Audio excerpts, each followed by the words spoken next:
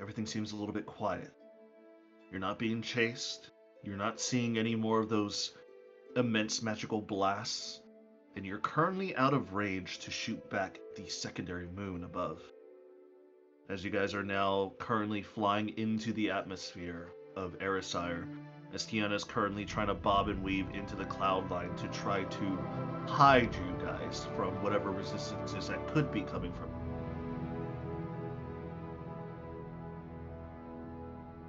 So, the crew of the Valiant, what do you guys do?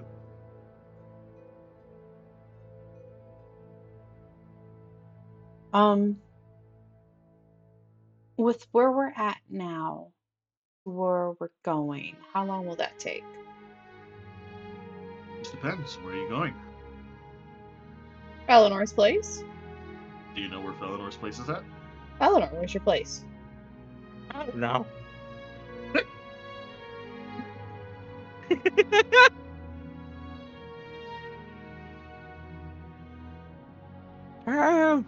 Where are we on the planet? I'll pull up the map. As you pull up this map, you're currently, I would say, about the northern hemisphere, close to the North Pole as possible, but you're kind of like in the waters of like above Oskel. Let me go ahead and pull up the map here. Map. You're about up here.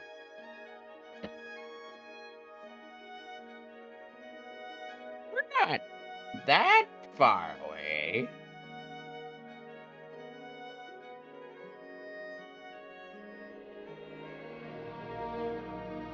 Ironic. All I see is You Erisire. looking Yeah. at a map right now? We don't All see I the see map. is Erisire. Your map isn't mapping. Your map isn't mapping? Do you not see it? No. Your No. map isn't mapping. Let me see. Let me. Oh, okay. Hold on a second. Let me refresh my roll 20.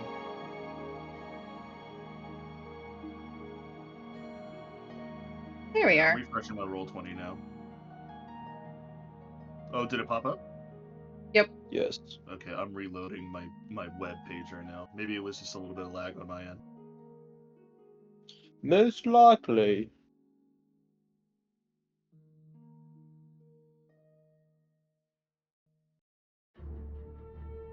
So So you guys are about up there, like the top side of where are we going?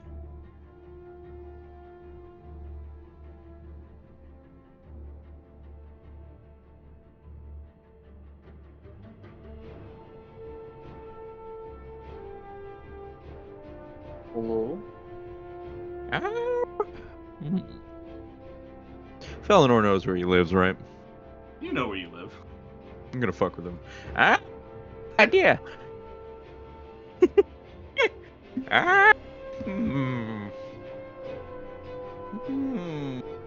You do know if you don't know where you live, we can't take you back.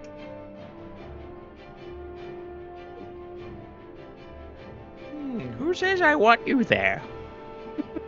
Well, how are you gonna get there? I have ways. Alright, old man, not the airlock with you. Up here. You're gonna have to push me out there, Sonny. I Is wouldn't that put a it past him to do it. challenge?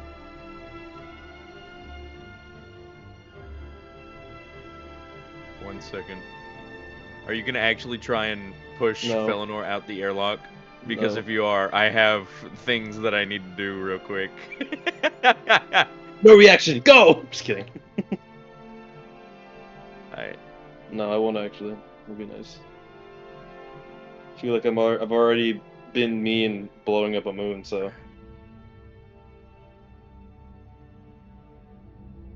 You didn't blow up a moon. Oh, I didn't blow it up? No.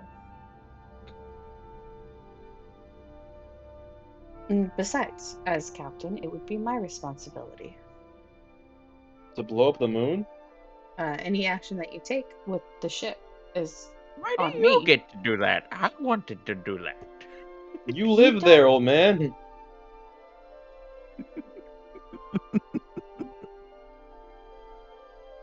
He is having fun. I'm having a great time. Put your nonsensicals, old man. Where do you live? Ah, up your mother's ass, that's where. That's Ah, All so right, back to fun. Arisire. Let's go, guys. I live in the North Pole. Well, part of the northern He's frozen Santa? land. Just No! Just to let you guys know, there is no Santa in Forgotten Realm lore. What? We can change that. We can change that for sure. Bayhorn could steal from the poor and give. hey, that's what my husband did. The... Wait, wrong one. 20 minutes Hold on. adventure. In and out. Oh, lag. Hold No. on. Lag. We got lag. Hold on. We got lag. Alright, are we good? Are we Are we good? Oh, good? did nobody hear me from that entire spiel? No. No. Good. It got Good. to a No one gets 5,000 to hear ping. me. No, say it again. Say it again. I want to hear. Let the audience Nuh-uh. hear it, Cedric. No, I said, Yep, okay, you good. won. I can steal from the poor and oh, wait a second. Steal from the poor and give to the me. It's Christmas for me only, bitch. Exactly. Reverse Santa. I could live in the Orcish Providence or the Katrin Providence or Oscar. I've been to all these places. Cool. Which one is your house? The one without a name. The Northern Providence. The cold one. Just Isn't that point it, on the Adrian? map. Yep, that's right. Right up here somewhere. Okay. Bordering on both the Empire of Rigor and the Eldritch Kingdom of Edgegland. Oh man, I couldn't go buy my shit from the Shadow Woods. Wop wop. So no, you're reimbursing me. No, I'm not. I Yeah, keep I my kinda, coin. She kind of turns around in her chair and she swivels and she looks at you. So the border, right? Between Ah. Agur and Elglan? Well, somewhere around there, yes. It's somewhere in the northern lands. It'll be hard to miss. Fair enough. You heard the old man. What if we miss it? You won't trust me. Alright, it'll take us about 2 hours before we get there, so buckle up or just relax for a bit. Well, that's You- 2 hours. Bayhorn, you wanted me to legend lore you? Huh? Oh yeah. Do you want me to legend lore Bayhorn or a No, different name? Bayhorn's me. Okay, you want me to legend lore you? Bayhorn's gonna go into his mindscape and go talk to other Bayhorn. Be like, other Bayhorn, what other aliases did we have that are possibly running around the world right now? At first, when you try to get in contact with Zerzar, you don't get anything back. You fucking bitch.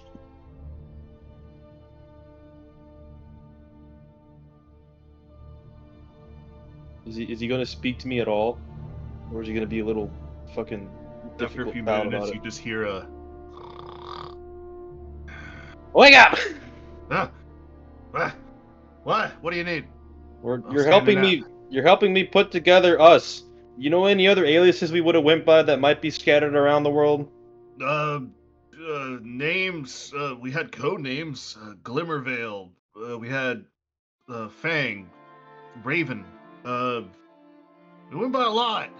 Any aliases that like Bayhorn? Any of those?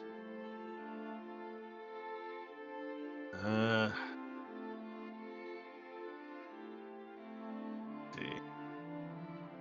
We went by Gale once. Gale. Who the fuck came up with Gale? You did. Well, technically you did as well. I mean, both of us. Yes. All right. We'll see if that works, I guess.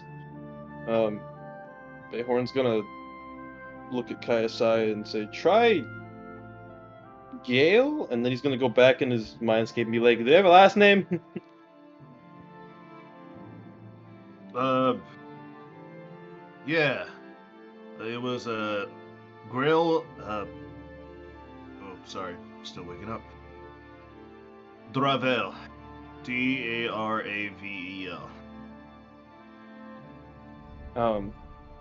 Does my passive insight tell me if he's lying?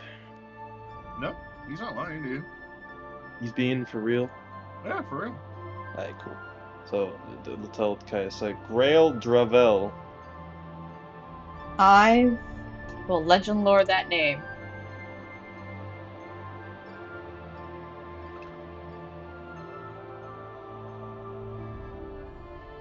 You're gonna legend lord that name? Mm-hmm. Alright.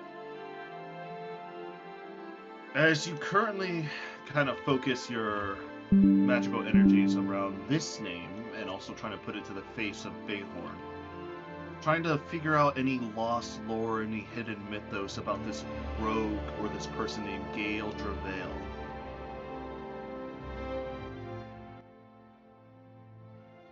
You start to get little bits and pieces, mainly because this is more of an alias than an actual person. This alias, this Gale Dravel, was known to be born in a scholar household. A young age, Gale would say they were drawn to the tomes of history. This Gale, their parents were distant and wrapped up in academic pursuits, so that when anybody asked this Gale person, "Who are your parents?" he would just spout out random names and say, like, they're just lost to their library books somewhere in the university. See where my scholarly sides come from. You also get something known as the Silk Hands. Now, these people, your Legend Lord pings as an actual faction. The Silk Hands are an underground guild of spies, thieves, and informants, operating under a city known as Thalasorn.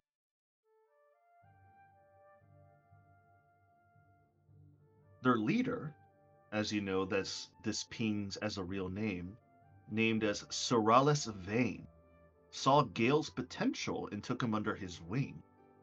And under Vane's tutelage, Gale was taught a little bit extra in stealth, deception, and the art of persuasion, although Zerzark slash Bayhorn didn't really need that training. They just wanted to feign the ignorance that they didn't have the training to get a little bit closer to Vane's good side.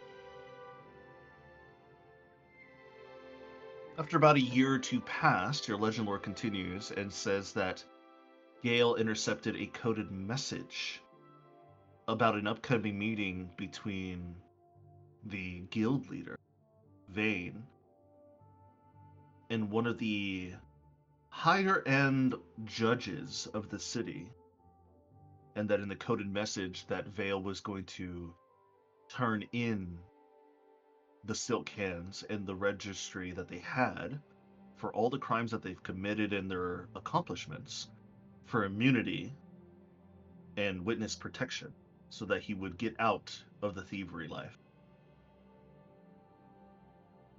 From beyond that, your legend lore kind of stammers away and you can't really tell anything that happened due to the fact that this person, this Gale person, that is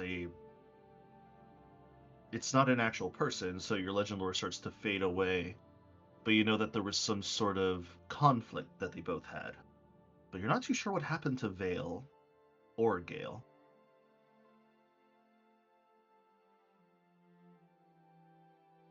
I tell him everything I learned. Hmm. Do I know of the city that's been named? Roll a history check. Uh,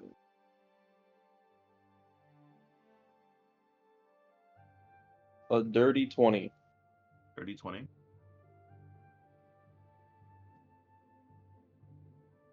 The city of Thalasorn. You remember it being associated with the, not in the Sword Coast, somewhere farther east somewhere within the mountainsides of the eastern lands of the Sword Coast. Is it on the same plane as Bafford? No. Okay.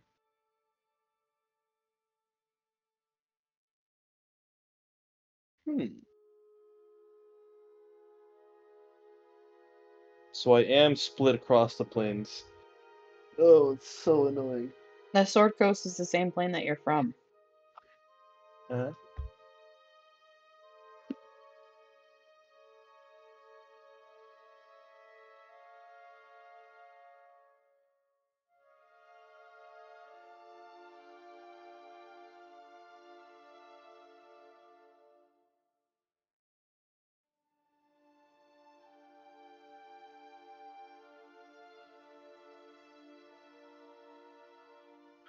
My fault, my fault. My mom came in and I got food. You're good. You got food? Oh yeah, I was like, well, I'll eat in my room so I don't disturb the flow of D&D, or else we're gonna start late as fuck. Yeah. So Yeah, if you would have had to go eat food with your mom and dad, we probably wouldn't be playing D&D. yeah, that's kind of why I'm eating in my room this time. I figured I'd be smarter about it. Anyway, what was I doing again? Thalassor and Sword Coast, not in the same realm, right? Yep. Cool. Um, I'm gonna look really irritated at that, but thank her for the legend lore.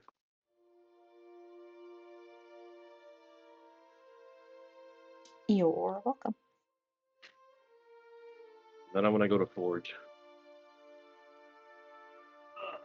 My pet project for Fukler. Over, you hear your combat start to beep, Kaisai, and through the Mhm. voice you hear your husband.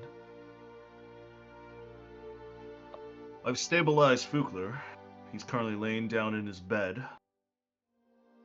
I patched up his wounds with Finnegan. What was all that ruckus up above? Your mother. We blew up the moon. No. They Correction, attacked we Your us. almost spouse has moon. made hasty decisions in your absence. Shut up, old man.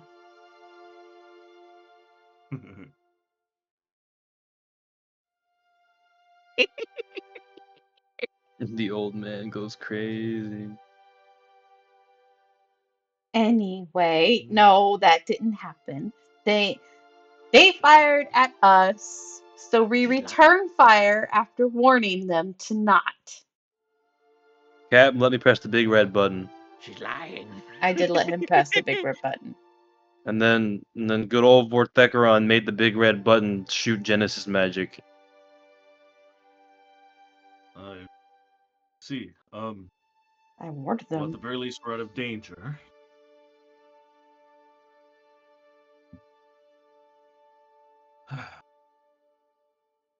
I'll go to the bridge and I'll see what's going on. Fugler's not waking up. Seems like he's currently in a coma. Not too sure for how long. I'll ask the Well, Solday and Finnegan to keep an eye on him while we're deciding our next steps. we're He's going just taking a to nap. Felinor's place. And where's that exactly? North of the planet.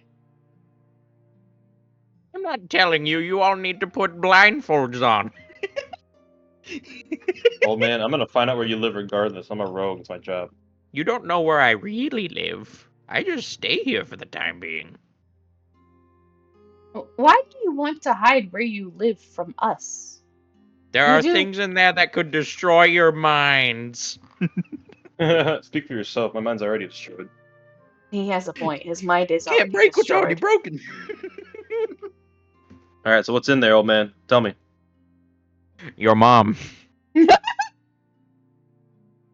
You have a whole farmhouse in your house? Maybe. Well, Depends it's on all which you need door is you go food. through.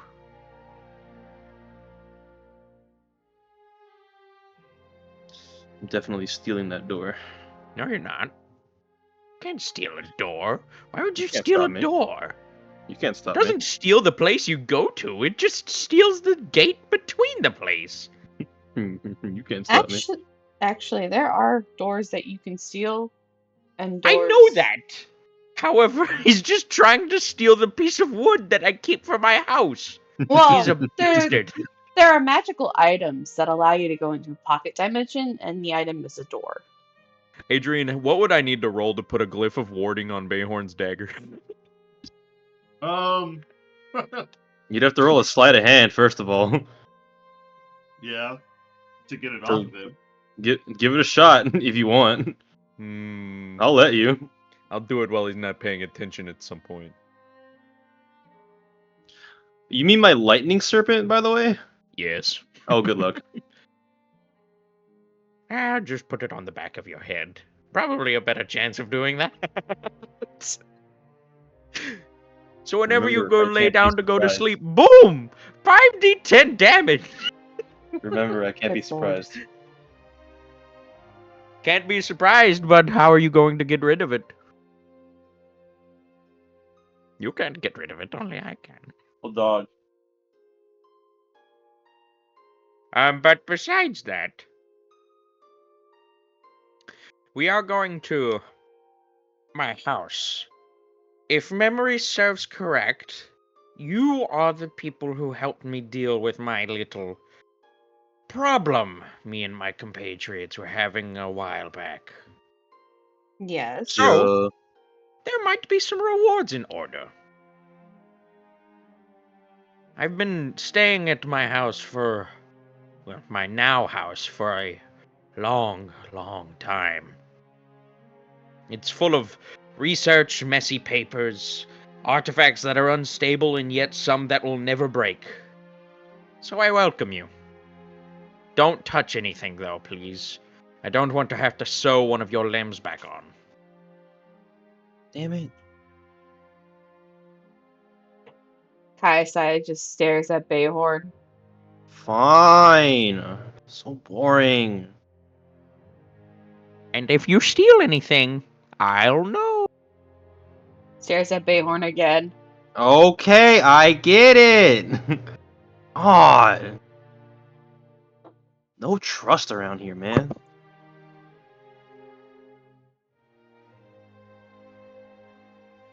Well, out of the way. It shouldn't be much longer now. And, as for the Sword of Kaz, you don't have any interest in keeping it, do you? I might have given it to that young paladin lad who needed it more than I do, but he seems to be going through a bit of things right now. And, He doesn't He need it anymore. We'll wait till Fugler wakes up. Dying if you're and coming trying... back to life sometimes takes a couple days. Well, if memory serves correct, you had both, if I recognized them, the eye and hand of a necromancer, yes? Yes. Of Vecna, Phylacteries, yeah. I'm assuming? Technically 3 phylacteries. What was the third? Fugler. Fugler. He? Who are you? Yeah. You must be dealing with a really, really big problem. If Eh. turning someone into a phylactery is no laughing matter, it is something that only somebody with immense power, research, and responsibility can do. Yeah, How about a Vecna. Somebody lich? with great concentration. A lich? Probably. A greater lich? Yes. A grand lich? A grand lich? Most definitely. Vecna is, well, if the legends serve correct, the eye and the hand that Kaz took from him, yes? Yeah. Or Mhm. what? I don't think he took one of them. He took one, but I don't think he took the other. I don't remember. It's been a long time since I've been outside of my house. This has been a very interesting day. I wasn't expecting to ever see you people again. We I weren't mean, you expecting forgot to see about you. us, so. I didn't forget about you. I didn't know when you lived.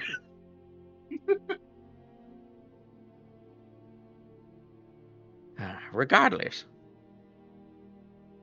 You are dealing with someone who many are afraid of, including the gods. Uh, Tread carefully. we Well, know because they tasked us to kill him. yeah, we're on a cease and desist mission right now. Again, tread carefully. I may be a kooky old wizard. A kooky old wizard. But even I know people who are older and kookier than me have many, many more tricks. Stay wise and try not to fall for any of his temptations. Best put. But I'm going to assume you'd probably need this sword for later use if you're trying to get rid of specific phylacteries for a lich of that caliber. Yeah. So I'll try to see what I can do with it. If you can spare your artificer friend for a bit, I might be able to use his services. And at He that might point, be able. coming through the doorways, you do see Chuck. Oh, grand timing. Are any of you gonna ever tell Felinor about his staff? Or, his broomstick? That's No, up to them. Great. Oh no, Chuck Noel. that's Cooper's job. That's Fritz chum. Um, Wonderful timing, friend.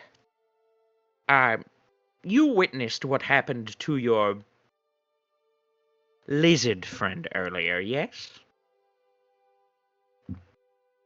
I have. It's quite some sort of miracle that he's still alive. Indeed.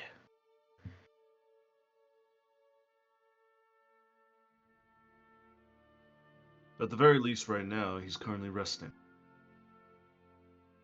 I have tasked Isolde and Finnegan to keep an eye on him for the time being. He's breathing, however, be it slowly, so hopefully he'll wake up within the next 24 hours or so. He's a tough cookie. I don't think Yatol's ready for him to go yet either. The issue that we have here, though, is that upon examination of his arm and his eye socket, it seems like the corruption of Vecna's items has seeped within his muscle system. Uh-oh. Meaning? I don't think we're going to be able to replace his eye and his arm naturally. But we can't put his eye back or his arm. We Well- could temporarily, but It will who end knows up how long being it'll take. corrupted. Exactly. Hmm. At the very least, Finnegan has said that it stopped proceeding into his body cavity for now, due to the Probably fact the that we spores. stopped it so quick. Well, I've been working on an eye for him. An arm, however, is a different story.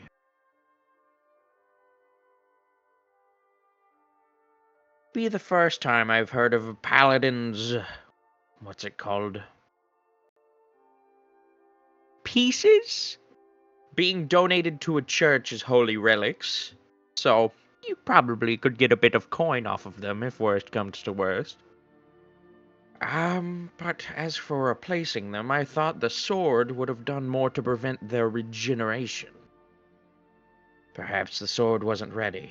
Attuned too quickly. Not cut by an actual paladin or somebody with holy magic.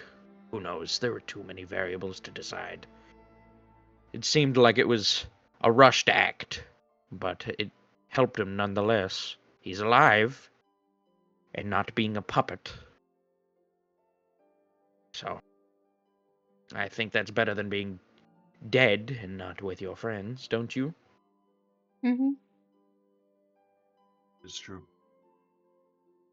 But you said that it was fortuitous timing that I showed up. Is there anything you need of me? Yes, and he'll pull the scabbarded sword of Kaz out of his bag. I need a little bit of help looking at this. I do have a knack when it comes to magical items and how they work. It's just, I feel like your presence would help me get along further and faster than, doing it alone. So once we reach our shop, or my shop rather, my house, shop, observatory, multi-purpose room, once we get there, I'd ask you to help me in mending both the arcana and the physical abilities of this sword. It is an ancient artifact, so even if it's not to be used in the future, it should be preserved. I agree. Histories and artifacts such as this should be preserved one way or the other. Wonderful. Miss Kaesea, how much longer until we reach my abode? Looking at the map and feeling the ship. Can I tell how much more time? You don't really even need to look at the map as well. Tiana's been flying at full speed to the point of location that Felinor has like kind of described and pointed out on the map. And you can see through the window, you see what looks to be very clouded like cliff sides that you're currently entering in. Filled to the brim with snow, different winged creatures that are flying by. Uh they're not disturbing your ship as you're flying by. It seems like these are just general oversized eagles or other types of birds or creatures of that nature. Um, Felinor, as you're currently flying through the clouds and you're passing by all these cliffs, you do notice that this is about the location of where your observatory is. And it only takes you about another like 10 minutes of like looking through the cloud line before you start to see out in the distance, about a few more miles ahead of you, is this one large spire of rock, which seems to have like some sort of path that kind of goes upwards in like a clockwork spiral that leads to what you know is your observatory at the very top. And your observatory is currently being hounded by all sorts of like bird-like creatures, which is normal. Your observatory is always, at the very least, attracted to these creatures. So, and this is what you know.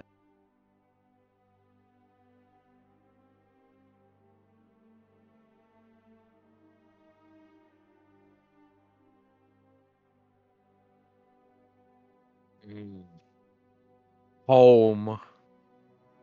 Kiana kind of looks around and she's like, Cat, I don't see anything. I don't see anywhere where I can land safely. Oh, yeah. It looks like we might have to hoof it from below down upwards. Do you want me to land down on the ground? And she'll look at Felinor. Is there no place for us to land? Ah, Tight this, squeeze. Tight squeeze. this place is more of a defensive position against things that shouldn't be here. Not really designed for places to land, I'm going to be honest. So if you do find one, I'll applaud you and make sure it isn't there later. Well, then it's a good thing this is a ship. Exactly. So, Tiana, Yes, Cap? we're going to place the ship into a hover mode. All right. Take care of it. You can move it so the cargo bay ramp lands into the ground and will hover.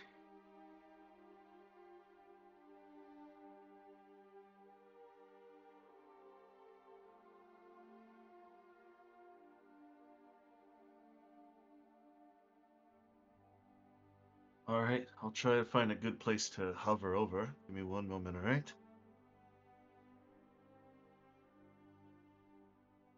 fair And she warning. kinda... Don't touch the door. I'm gonna touch it.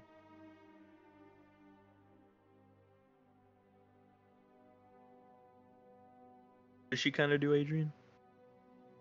She kind of like takes a few minutes to like try to find like an adequate hover space to try to find like where exactly she could or could not hover or land. Give me one moment to pull out this map if I can, so I can show you exactly where it's going to be at.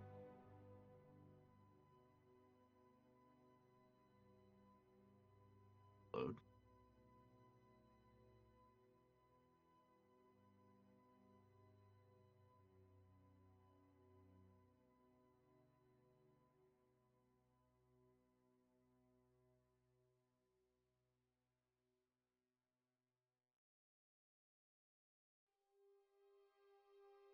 Okay. At this point in time, in terms of time zones, it is starting to get closer to nighttime at this point, as the clouds are starting to like break apart and like the stars are starting to shine above. This is what you guys see in terms of as you get closer to the observatory.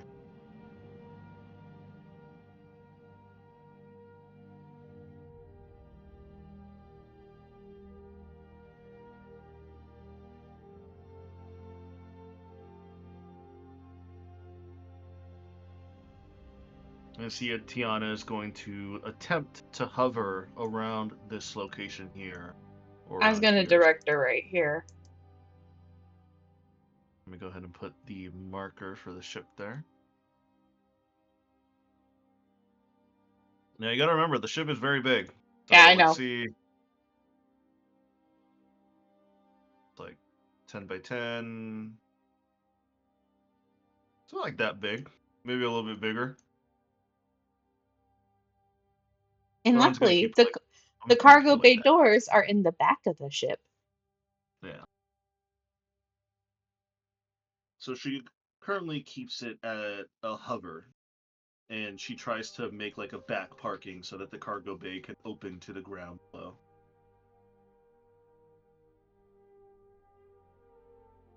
Tiana kind of sighs a little bit and she says, "All right, we're parked and stationary for now. Let's hope there's no heavy winds that try to push the Valiant around." Uh, there's a mode for that. Is it? Yeah, Oh, and well, come and show me then. I'll go and show her how to stabilize the ship. As you go to show her how to stabilize the ship, she kind of looks over at your the positions of where you're like putting the magical runes together, and eventually hear like your ship starts to like settle for a bit. Like it's no longer swaying slightly in terms of like wind or wind resistance that it has. It's now just completely stationary. Like you're not even in a ship at all. Like if you're in a building. We had to make this because the amount of planets where we've had to do this, I couldn't count. Well, it's a good thing we have it. Well, old man, here's your stop. You're back home. At least I hope it's your home. Is this your home? No. Oh, Are we in the right spot? Yes. Okay then. I don't live here though. My home is. Ooh, I've been away from there for a long time. Ooh. I need to keep looking after this place though. I've been here for who knows how long now. Decades upon centuries. It's come to feel like a type of home, that's for sure. But if you ever find your grandmother, make sure she comes and actually visits. I've been keeping this project up and running for who knows how long now, and I've been trying to keep it running as smooth as possible. Uh, So, a reverse goes to you. Her grandchild would very much like to meet her. I might tell you if I remember. If she's there, I might be a little distracted trying to explain to her the interworkings of all of the new observatory bits and bobs, but I'll probably eventually tell you. That's fine by me. Well, if this is the case, would you like to see it? Yes, please. We should be off. And, how far is this hovering off of the ground? Oh, Not that far. the ramp The just goes ramp will right touch into the ground. Yeah. Alright. Easy walking Eleanor's on gonna- and off. Eleanor's gonna begin his little trek. As you step off into the cold mountain air, that fresh apple crispness that you're usually used to starts to hit your lungs once again, Felinor. Home. Where are the dead bodies of those adventurers? As you currently look around and you're trying to find the dead bodies that you've encountered as the adventurers are coming up to your observatory, roll me a perception check.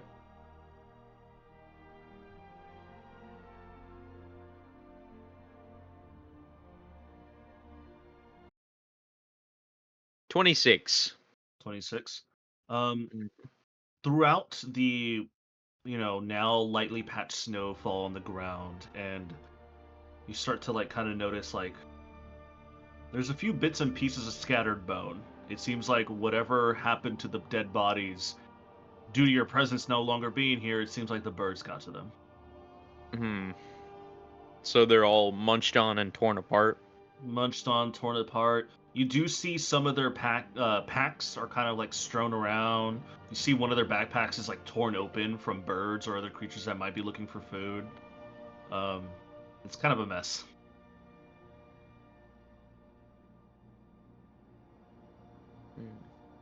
Unfortunate.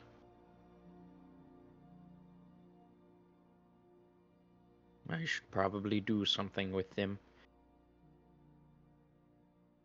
But that will have to wait. Come along. Let's not be hasty, lest you end up like them. And he points his staff over to the dead body. As I leave, if Theobella is on the bridge, I will grab her hand and take her with. Theobella continues along with you as well. Go ahead and put yourselves on the map, please, if you'd like.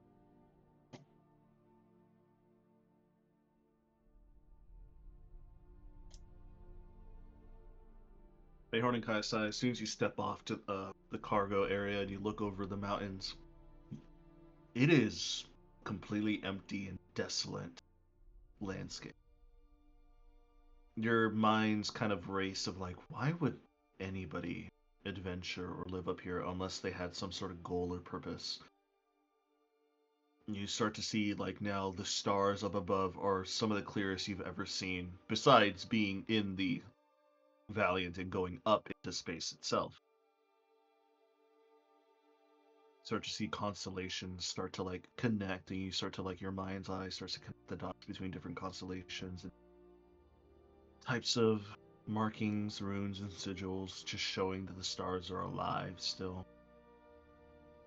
But you do look around and you notice that this place is very, very dangerous to trek on. Even just attempting to climb up this cliff side would be very perilous if you're not ready or if you're not trained for.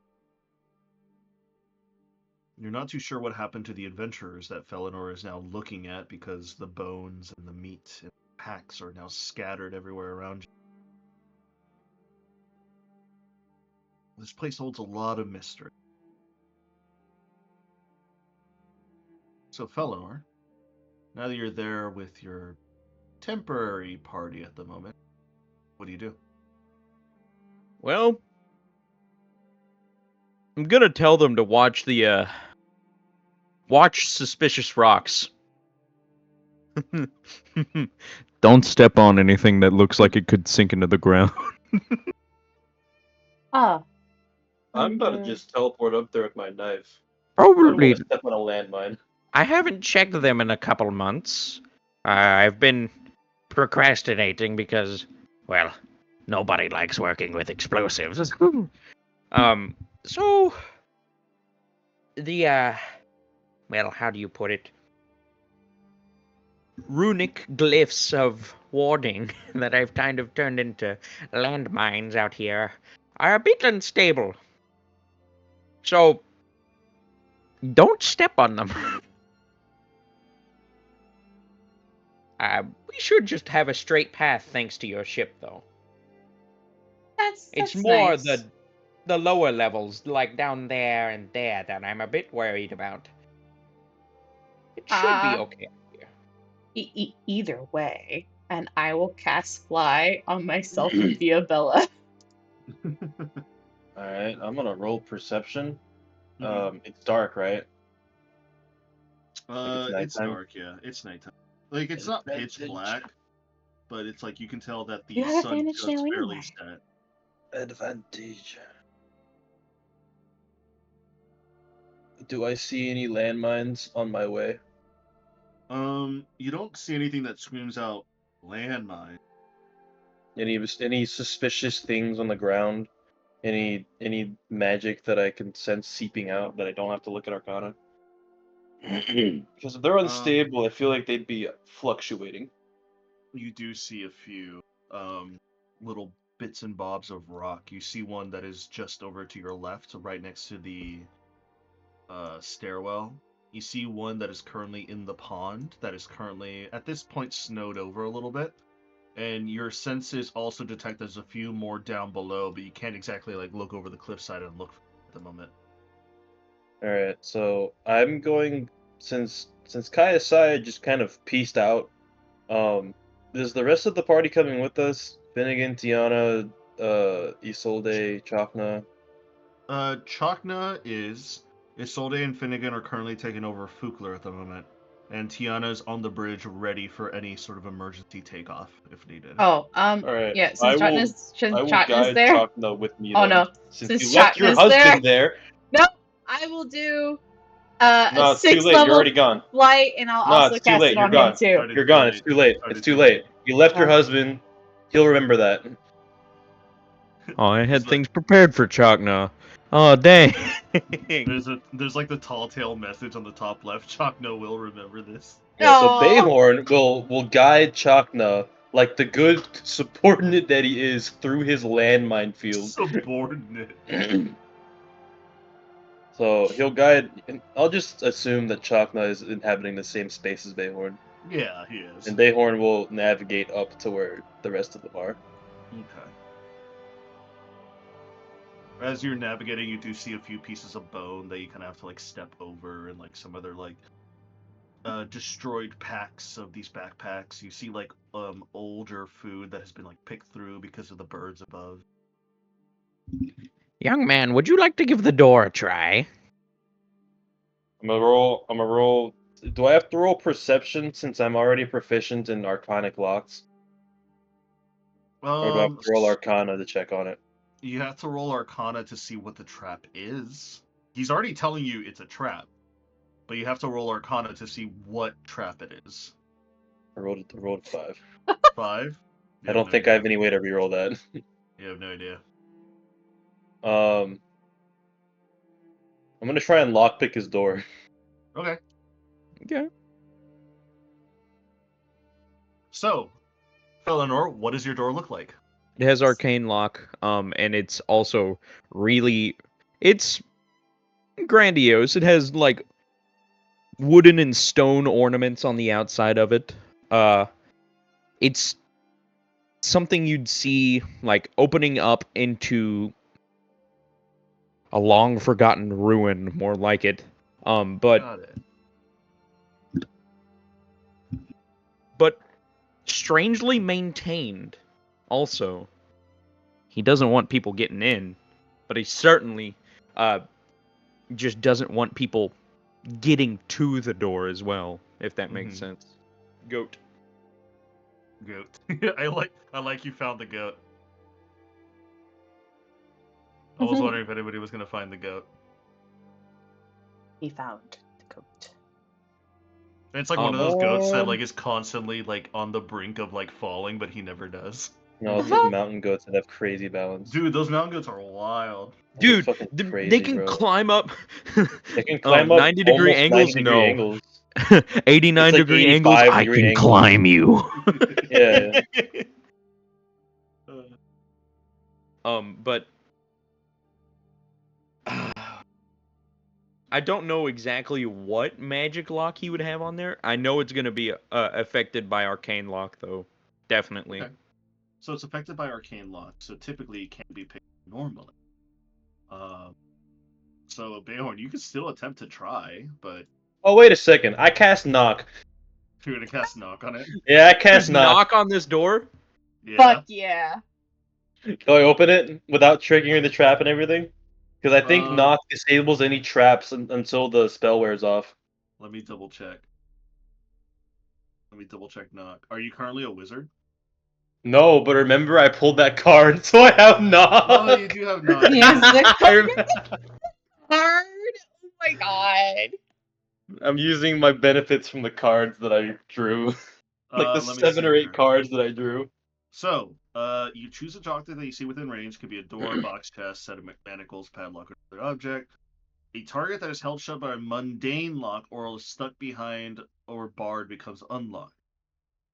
If you choose a target that's held shut with arcane lock, the spell is suppressed for 10 minutes. During that time, the target can be opened and shut normally.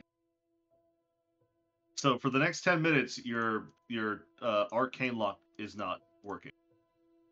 I open your door.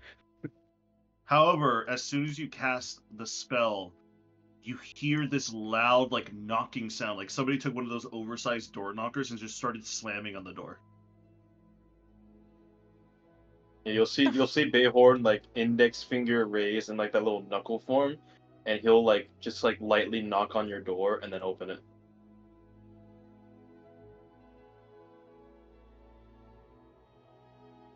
Well, as soon as Felinor recognizes that the shocking grasp he had on the door did not work, he's gonna take his staff by the bottom end and swing it at your head. Bayhorn dodges.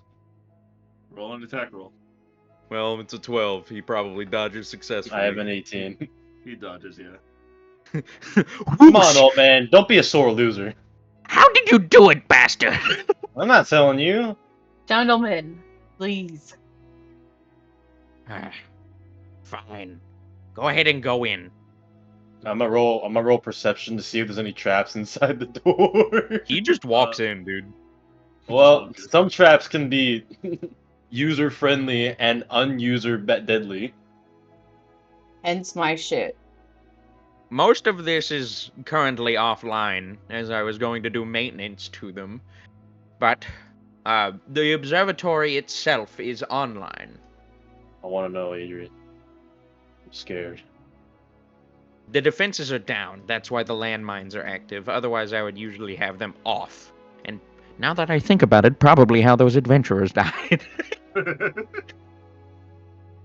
As you guys enter into this observatory to this ground floor, so Preston / Felinor, I had made a 3D map, kind of what I would assume that it would look like. It'd be kind of like cramped inside, unless you wanted to change it up. What did you want? I don't have a 3D map ready. I'm sorry.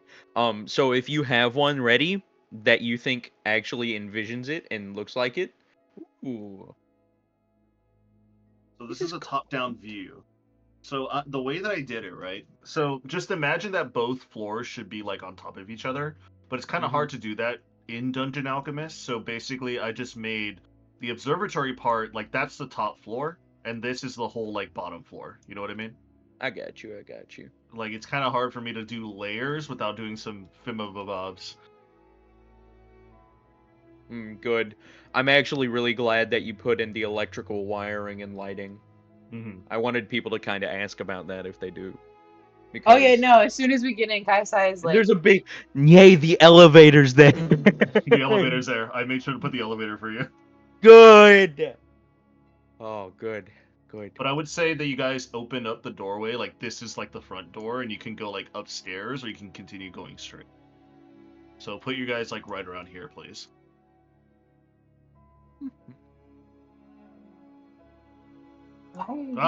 There's two of them. Why is he so big? That's what he said. He's not a Goliath. As you guys currently enter inside this space, it's a little bit cramped, but you can see that it has its uses. Felinor, this is a template of what I have, but if you want to add any flair to it, go right ahead. This seems about right. Okay. Probably a workshop. This seems like a clean version of a lot of what he has going on, I'm gonna be honest. Things Mhm. would probably he would have a lot more paper laying around everywhere. He would have basically magical items hanging off the walls and stuff like that. Yeah. And he would have basic in here especially, this looks like a really big workshop over here. He would have like just magical items strewn about, like things that are unfinished, swords that have like pieces of crystal sticking out of them from their center because he was like cutting it in half and trying to put in a different like crystalline part of the core of a sword or something like that. He's basically trying to mix and match and like study and see what happens if he creates new weapons right now. Right now he's into weapons. He Yeah. was into magical artifacts there for a while, like the cubic gate. He was into that and like arcanic magical items like that. Right now, he's into a lot of weapons. Hmm. That's why he has landmines in his front yard. You also notice that as soon as you enter in, it's surprisingly warm, despite how snowy and cold it is outside. Uh, Eleanor, yes. I notice you have lights, Yes, what about it? unlike anywhere else on this planet that I've seen. Oh, well, you're curious, no? Very. Hmm. Adrian, you wouldn't happen to have a, well, actually, I'll just DM you. If you don't, I can keep looking for one, because I didn't know we would be getting here this session. I should have assumed that.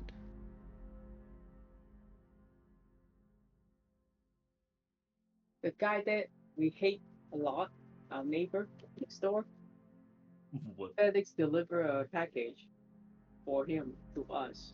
Kind of just like what they did to your package. They just left it there and leave. Didn't ring a bell or anything. But this time, it's a delivery for them and then to us. So it's a missed delivery. Do we have it still? Yeah, I just took it in. I thought it was ours for your thing, for your car. Do you want to go knock on their door and give it back to them? Yeah, Do you want to do it now? you can do it.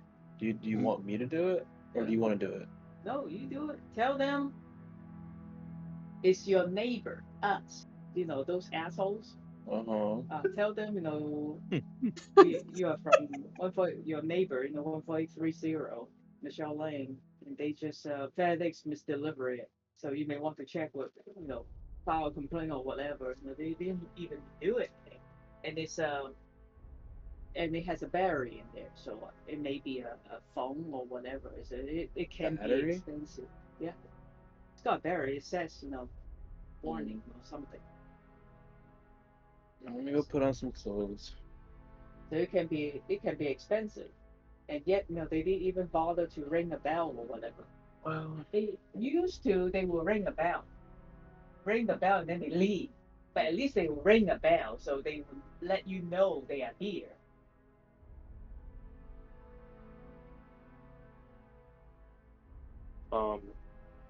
So, as you heard, Yeah. Bayhorn will canonically be looking around and following Chocnaw because Fukler is not here. Give me Okay. like 3 minutes, but you guys can keep going because I know we're kind of Alright. short on time, so I don't want to stop. Sorry. Crazy that we were actually looking at the same image, by the way. It's great. It's great. I love it. Really good, really good. Great minds and all that. Felinor, as you're currently looking around, what are you looking for again specifically? Specifically, he's making sure all of his stuff isn't ransacked. He wasn't expecting to be leaving the day. So some of his defenses, like he said, aren't online. So if anybody got past the landmines, he wouldn't be too happy about it. And Thankfully, at the moment, as far as you can see, your artifacts, your things that are hanging on the wall, your crates that you have for supplies, nothing's been touched. It's still very quiet. You can still hear the wind howling outside that kind of like seeps in through the openings of your observatory that kind of comes inside a little bit. You can still hear the wind. You do, however, hear what seems to be little footsteps, tiny ones that are like around the corner. Kaisai, you also hear this too, as you hear like little tiny footsteps coming around the corner, a little bit ahead of you and to the right. And you see Felinor kind of like freeze a little bit. Bartle, is that you? What was the name again? Bartleby. Bartleby. Yep. He's a little silly dude. As he says that, Kaisai, out comes the corner with little, like, probably as short, maybe shorter than a gnome. Out comes this seemingly posh-looking, like, bald-headed creature, which at first you thought was a person, but in actuality is a warforged. And you hear, like, kind of like pitter-patter, and, like, starts working over to you guys. There you are, my young man. Was anybody in here while I was out today? No, sir. Nothing to report today. Excellent. And my projects, are they all in order right now? Your projects are in order, sir. This is good to know. And the others, are they still downstairs trying to clean up the mess that one of your brothers made earlier? Yes, sir. Okay. I see you have brought guests, sir. May I bring out the fine wine? Still have some? Yeah, I mean, yes! Yes, you should. Yes. Right away. Kayasaya, that's how you say it, right? Yes. You see him kind of like run away and pitter-patter like away from you guys into the kitchen. I've been here for a very long time. And I've been working on a lot of things. I can Your see grandmother. Yes. Your grandmother asked me to guard this observatory once its construction was finished. And I've been doing just that for 200-ish years now. Maybe even longer. I can't count anymore.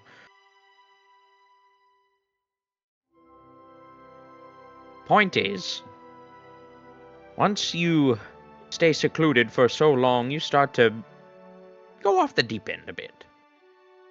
And well, I commissioned a couple of adventurers to bring me some Warforged parts, and they make great friends.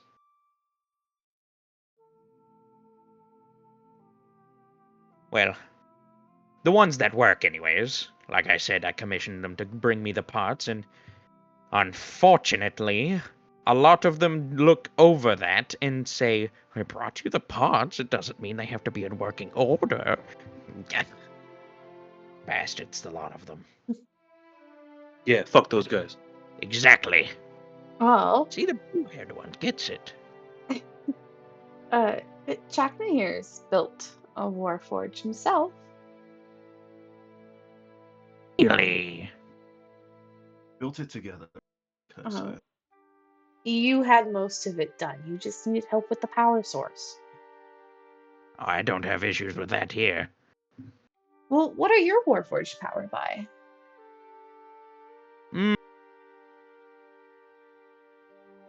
Yeah, Eleanor, what are they powered by?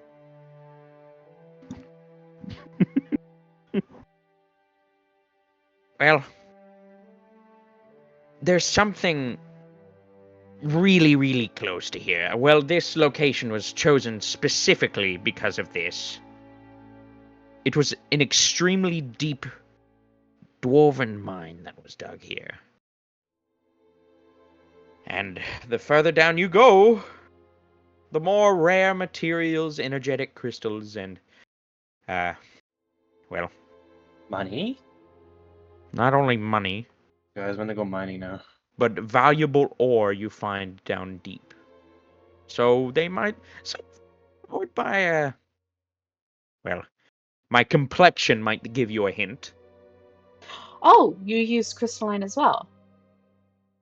Sometimes, yes. Other times, no. I've gotten one to work with a steam wheel, it's just he doesn't move much. He's a very large fellow. Research, basically. The difference between messing around and research is you write it down, no? And I've been trying to find ways to keep them efficiently running. Bartleby here is run off of, well, crystalline I found in the mines. He was one of the earlier ones I built, and so I'm not exactly sure what color crystalline he has anymore. Kaisai will immediately sidestep Eleanor and go up to him and study him while he speaks. Be careful, she might steal him from you. Bartleby? Mm-hmm. If you steal Bartleby, you will not be leaving. No. She ain't gonna steal him, but she's gonna study him. And well, as far as they go, the dwarven mines power this entire building. Now you may be asking, how do the mines themselves power this entire building? Well, once you go far down enough, you find a great reservoir of crystalline and rare metals and heat energy. It's all just a matter of time of converting it into a usable form. Adventurers are really good for errands, I might say. And especially when you sell them things back, like useful items or archaic magics, stuff like that. All you really need to do is write a fireball scroll and put it up for a good 200 gold. And so the trek back to a city from this mountain isn't exactly pleasant, and so they'll usually take you up on your offer. Can I roll an Arcana check on the Warforge? Yeah, go ahead. Roll an Arcana check. Oof. 21. One. I rolled like shit. I like how 21's rolled like shit. What are you looking for specifically on the Warforged? I'm trying to compare the Warforge with what Chalk and I did.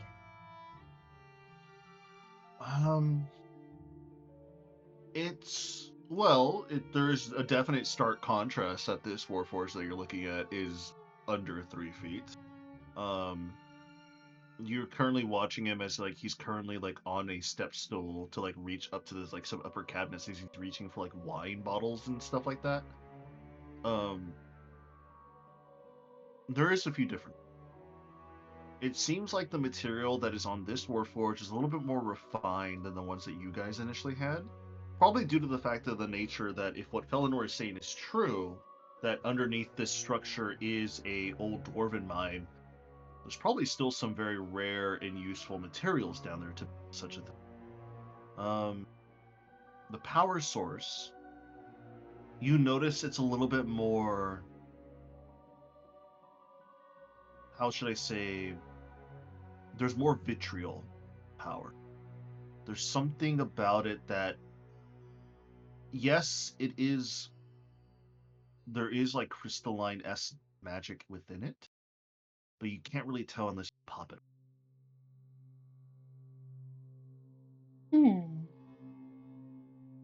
She'll turn to Fukler. Have you seen your Fukler's Warforged, or dead. not Fukler, Felinor? Fukler's in a coma. S. Yeah, F's for him, K's for you. What about it? Shut up. She'll look at Eleanor and ask him, has any of your crystalline powered Warforge show magical talents? Other than being clumsy. Now that you mention it, I haven't exactly seen if they can perform arcanic talents. I've usually just kept them busy, i.e., some of them bring me rare minerals from the mines that are too dangerous for me, and once they get back, I give them a good repair. Some of them keep magical items downstairs stable by reapplying certain magics that I have in scrolls. None So, of your as for Arcana Warforge? themselves, I haven't tested it. Something On a side note, none of your Warforge are capable of self-repair.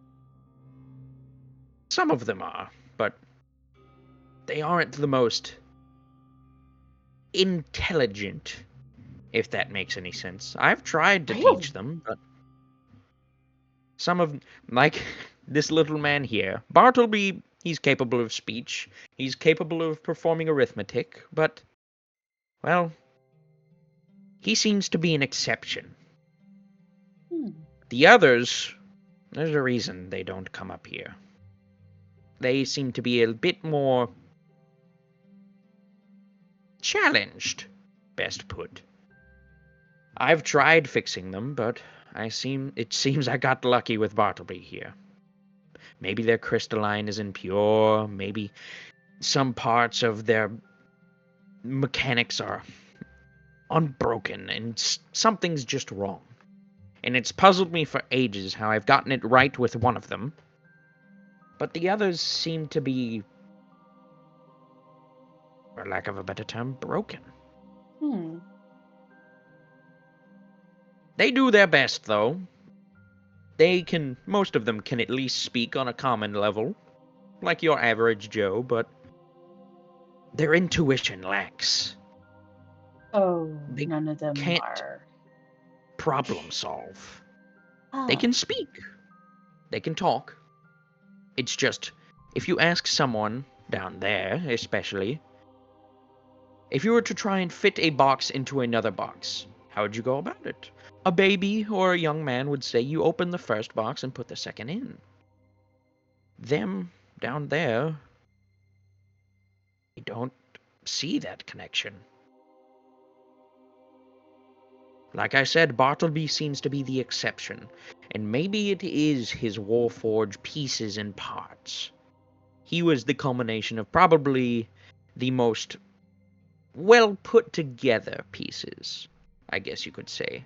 That's why I have him up here taking care of my objects, of some of my most sensitive equipment, while the people down there are taking care of, well, raw minerals and objects that just need to be looked after on a regular basis. And safe scrolls, something like reapplying a lock after a long period of time, or trying to report back to me if any magical sense changes on an object. You know what I mean? Safe storage. So none of them are capable of advanced combat with weapons and magics. They're warforges. They're capable of combat, that's for sure. But as for magics, like I said, I haven't tested it. Bartleby here would probably be your best guess on magics. He seems to be the only one with a sense of intuition. Okay. He's my favorite. Kaisai I will tell them. slightly crouch down because she's only like 2 feet taller than him. And hold out her hand and ask him if he could mimic her. And we'll use minor illusion to create an illusion of a flower. And you're looking at Bartleby, right? Mm-hmm. You see Bartleby's eyes at you, and before it trails down to your hand and you see like the little fake mustache that's been drawn onto his head starts to like kind of like, just he kind of like moves like the top of his head, like kind of like if he's like moving his upper lip. You see him kind of hold his hand out, and you see the tiniest amount of Genesis magic starts to seep from his hand, from his palm, but it can't conjure anything. Hmm.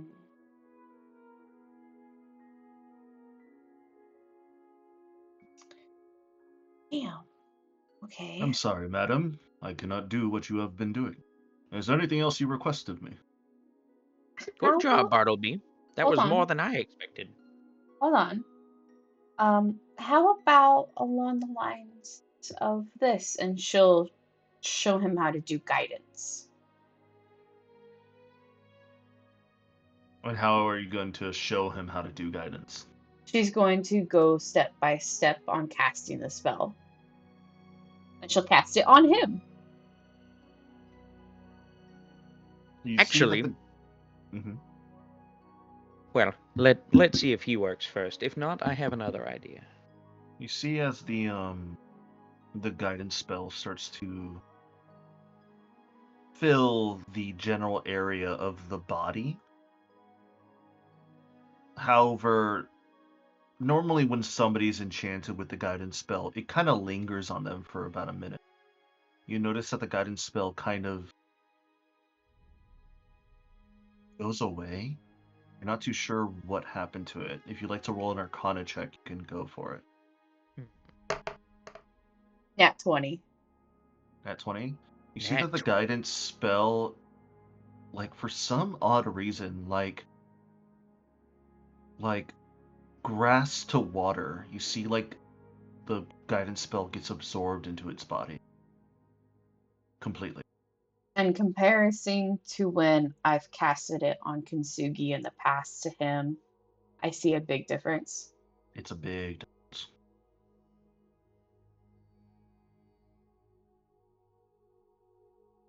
Because before with Kintsugi's body, it's like anybody else's body. You would see the small, faint aura of guidance around the person until it's fully spent. However, with this creature, this Bartleby, this Warforged in front of you, it's like its body absorbed the magic completely. Can I see if the magic went into the crystalline that he's powered by? You would have to pop him open. You can't Oh. exactly tell because he's fully clothed and he's a Warforged, so Mm-hmm. Hmm. She'll stand at full height and look at Chakna, just bewildered at this versus Kintsugi. you see Chakna with his hands crossed a little bit, and you also see that his frow is a little bit burrowed as well. He's also a little bit lost at what he's seeing at the moment. Strange. I wasn't expecting him to be able to do any magic at all. I was expecting him to do magic and my spell to hold on him, but it didn't. Young Bartleby, come hither. I have a test. And Felinor is gonna take one of his papers off the side of like a ledge or something like that. Mm-hmm. He's gonna take a paper off of a desk and rip it in half. Now, Okay. follow my lead. And he takes his finger at the base of the paper where the rips basically started and traces it up, casting Mending along the way. Okay. So as you cast Mending on the rips, of course Mending doesn't create anything that's been torn, but you do see that the torn edge that you're putting your finger on starts to straighten out and smooth, like that was the spell supposed to. Mm-hmm. You see Bartleby's beady blue eyes kind of open and close a little bit, and you see him like look at his paper, and he kind of copies the motion as you. You see that on his fingertip, you see that same rainbow glow that was in the ship that you saw the dragon Vorthecaron in. And you notice that For a few seconds, the very bottom of the page that he started at seems to work, but then it just falls apart and it doesn't work at the later top. An issue of magical output. Strange. And yet with the guidance spell, you said it absorbed into him, right? Mm-hmm. What if we could take advantage of that? Instead of outputting magic, this young man could absorb all magic within a vicinity. Bartleby, you little genius, you've given me an idea. I like how he's given you an idea. He's made me very confused. So, if this young man cannot cast spells, what if we use it on the opposite end of the spectrum? To Absorb dissipate spells. spells. Dissipate, absorb, reuse the mana. Yes? That is In potential. potential for very many things. Yes. Somebody who's illegally using magic. A prison cell, a great mage that's been imprisoned. It has a lot of potential and a lot of uses. Wild magic gone wrong. There's a lot of uses. I couldn't name them all off the top of my head, but you've given me a new thing to research into, actually, Captain. Thank you. You've given me more questions. Do you wish to know where I've gotten the crystalline from? Your dragon friend, actually, out there probably knows. Down below. Not just down below. Come hither. I will follow. We're gonna be going down for a long way, so... Oh boy. Ready up. Bayhorn, are you going to head down with them? Well, if I can't steal anything. You see, Bartleby, watch the see- door, make sure no one comes in. You see Bartleby kind of come over with like his like fast little legs to come over, and he kind of just like bows a little bit, and he says, "Have a safe travel down below, sir. I will have dinner prepared when you are back." You young man. While this thing goes down, does he have distinct personality traits? Adrian, if memory serves correct, most Warforges don't have distinct personality traits, right? Most Warforged that are created in factories typically don't. They typically have, I mean, they have direction. Like when you build a Warforge and you tell them what they have to do, they'll do their job. Mm-hmm. It's very rare when you find a Warforged that does have a personality, or that does act on their own will and volition. As I was assuming correctly. He has certain quirks about him. Like the way he gets a stool on his own to get the bottles of wine. I didn't tell him. He could have just climbed the counter and gotten the wine that way. He has a certain uprightness to him, if that makes sense. His little posh attitude, as, yes, I did intend for him to have that, he has developed it to his own little condition. He has taken the role I given him, and he has made something of it tenfold. He is properly researched on his own. Well, I wouldn't call it research, more like asking me. How to properly set a table, how to fill wine glasses so that someone has the optimal amount of drink, how to cook food. He seems unnaturally curious for a Warforged, but not so much so that I would cause concern. More just strangely curious the boy is.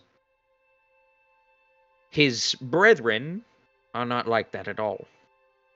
I give them a task and they make sure to carry out on it.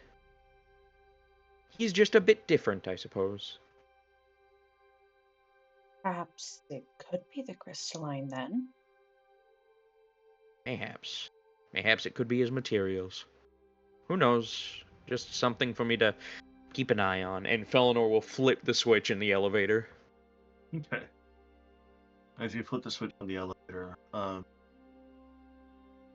it starts to go. You feel like this ka-chunking sound. It starts to go down. Continues to keep going down for about good 10-ish minutes. Before it opens up and you start to feel like this heat, this type of underground pressure, and you start to hear a bunch of clanks and moving bits and bobs and pieces from further down below this what seems to be unnatural pathway that was dug out and underneath area.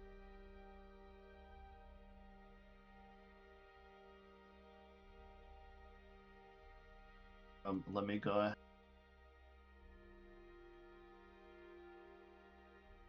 Make sure that the map is fully up.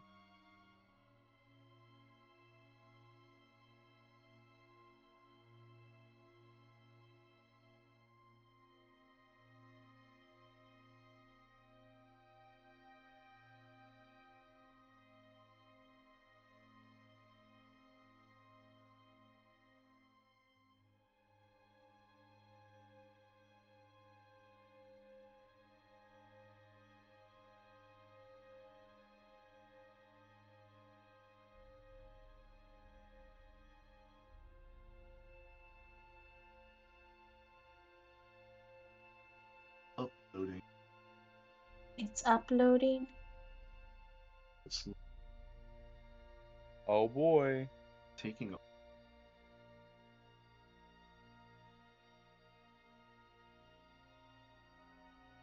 shouldn't.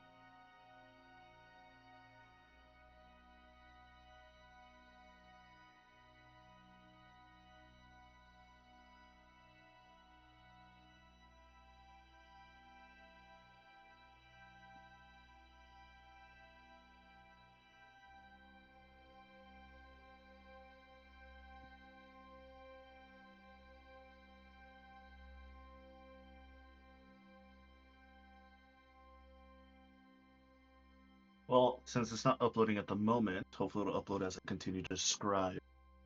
As you currently walk down this path, you start to hear more sounds coming from down below.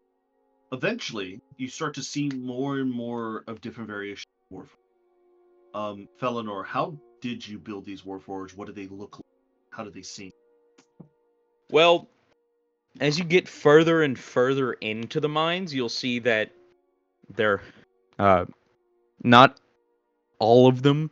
Bartleby is his shining little tin man that he likes to keep around upstairs. He is his pride and joy. The others down here, like he said, for lack of a better term, have been a bit neglected.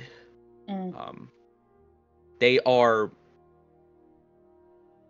once he has found that they can be powered up and that they can have a job, he makes sure to set them on the correct path of maintenance or material gathering from what's left of the mines. And he makes sure that, yes, they stay in working condition, but sometimes it isn't always the best. If they come back from the mines and they're injured, he'll make sure that he fixes them up and fixes them up with what parts he has.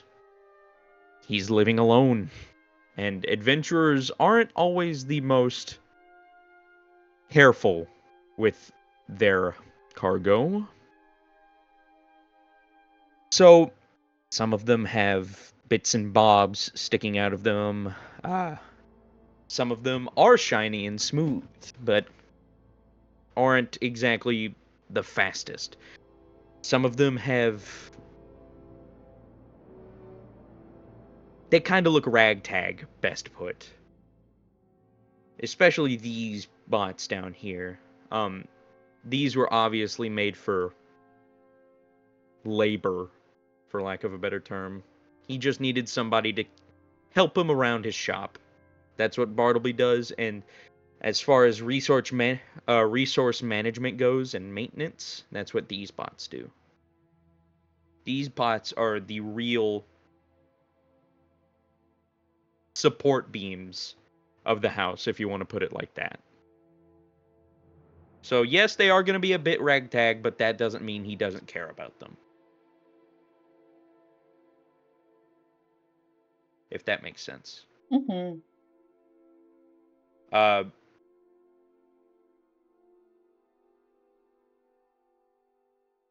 A good example of one like this. Sorry, artist, for stealing your artwork. I don't feel bad. Well, I do a little bit, but I'll give you credit if I find you eventually.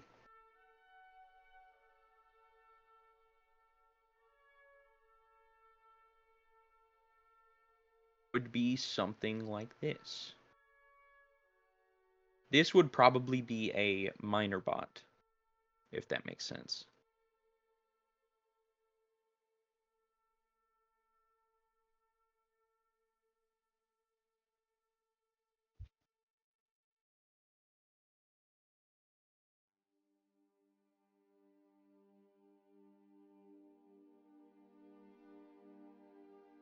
There we go.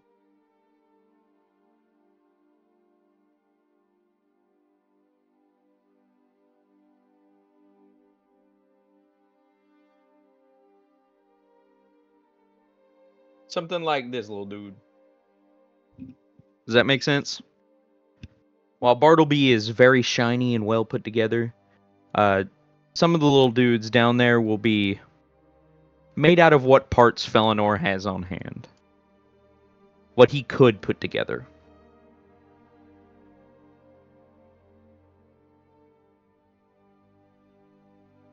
He's so tiny. He is tiny. That's going to be a theme you see in most of them. He's so tiny. While they are tiny, they're good at maintenance. And also, the reason most of them are tiny is so that Felinor doesn't have to dedicate more and more natural resources to powering them. So they're short, but they get their job done.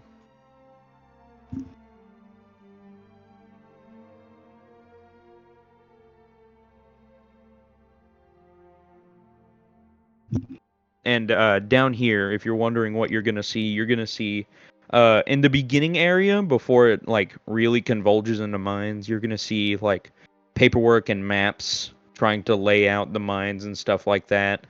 There are a couple magical items down here, but nothing too serious. Most of that is upstairs being stored. Most of it's going to be mining equipment that needs to be managed with magical items and stuff like that. And maybe a couple things that'll be stored down here with spell scrolls. But besides that, it's a dwarven mine.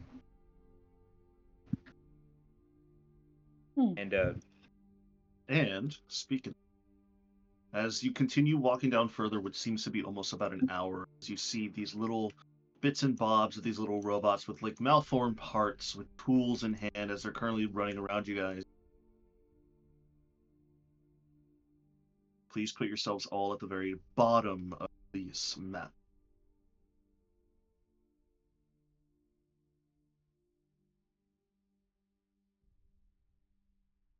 Oh boy.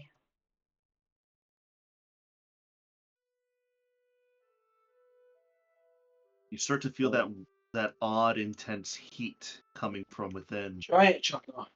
As you start to see more and more of these like little robots running around, mining away at these like you see these like oval little reddish. You're not too sure because if they're red because of the heat or because of just the nature of where they're in. these oval crystals that are currently protruding from the walls and from the ground as they're currently mining away and gathering material. Mhm.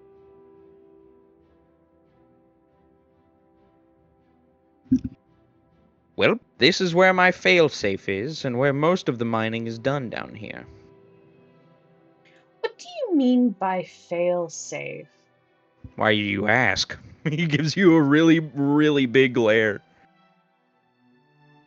More out of curiosity. I mean, we've been dragged into this in a way. Well,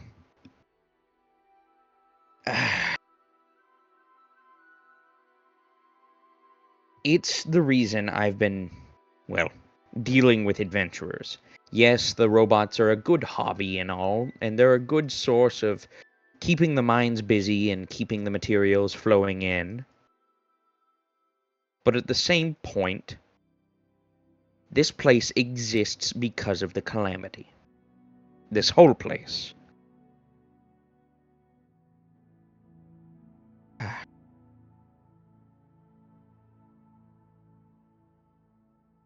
After the calamity struck, your grandmother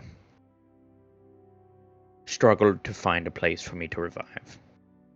Once I was, we were both paranoid that whoever and whatever sent that thing would come back with a vengeance. Thus, this place is not only an observatory. Don't tell anybody, especially your queen, okay? She might see me as a national threat. A giant cannon. I'm Guys, kind of Wow. being awkward. Kaisai looks impressed and then goes, "She's not my queen." Good. And don't tell your moon people either. No. Good. As far as the giant cannon goes, I was actually about to take a shot when the moonfall event was happening. But it seems like somebody finished the job before I could finish setting up. The failsafe and the gun are two different objects. One is just in case everything goes wrong. And a creature of immense size and immense danger is here. This place will self-destruct in immense, huge magical energy, powered by most of the crystalline down here, not only reaching down to the bottom of these mines, but further. Through means I am not willing to disclose to you, I have gotten further than most people have into the planet. Oh. Do you want to know what's in the center of the world? Is it an egg? Yes. Wait, I was correct? Yes. Well, was an egg. Your Okay. dragon friend on your ship might know more about it. It was his original egg. Probably? Yes. Yes. Yes, it is. That's what my theory is, at the very least. That's why I was asking him those questions on the ship. Hmm. And parts of that shell have gone into these robots you see here. They've helped power their crystalline little bodies. And parts of the crystalline from this mine have helped power them. It's full of resources that help keep this place running and keep it protecting the planet. Katrina asked me to build it a long, long time ago, and she hasn't spoken to me since. She's dead. Now don't say that. I hope she's not. I would have loved her to see this place. I would love to actually True properly meet resurrection. her. Isn't Say, she like your blue-haired grandma? boy. What's he looking at, Bayhorn? I don't know. Why you? Is she like your grandma? Yeah, that's what I said. I'd assume so, right?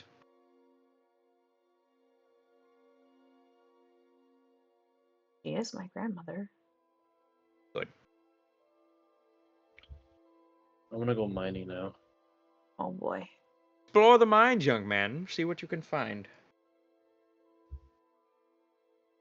I'm sure my robots have, well, not robots, well, warforgers. They've probably missed something in these mines.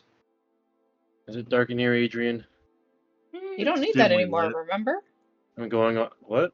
You don't need that, remember? Yeah, I do. No, your cloak already absorbed the thumb. Yeah, for stealth. Yeah. I'm Oh, looking at perception. never mind. I take it back. I still need that. Ignore me. Perception. That. Okay. What'd you roll? A 28 Oh. as I trek into the mines. All right. Go ahead and lead yourself in. As you're currently walking away, as you hear Felinor, Kaisai, and Chakna are still having their scientific discussion, which, yes, Bores you me. are intelligent. You are more of a. You're It not bores me. that type of way. It bores you. Kind of look around. You see a few robots start to pass by you. Most of them don't even acknowledge you. One of them accidentally does bump into you as they continue on forward. They don't even say or acknowledge you in any way. You assume that these don't have a voice. Seems like they take care of themselves down here. Some of them can talk. It's just Some of them do. However, as you're currently looking around, you start to see more and more of these reddish oval objects. And at first you thought they must be crystalline in nature, being the magical powers that are currently happening. Some of them you do recognize are crystalline. However, you see that some of the majority are also Sable Theorem. I'm gonna get to mining now. However, this Sable Theorem isn't like the rest. This is raw Sable Theorem. The Sable Theorem that you have up aboard on your ship in the cargo is refined, ready to use. This is pure raw Sable Theorem that has been left here. And it seems like the robots haven't been touching the Sable Theorem. It seems like they've been mainly only going for the crystalline. I'm gonna grab both where I can, but focus on the Sable Theorem if the robots aren't gonna touch it. Okay. Do you have a pickaxe? Does anyone have a pickaxe in this mine that I can just borrow? You kind I of look imagine they have around. spare tools.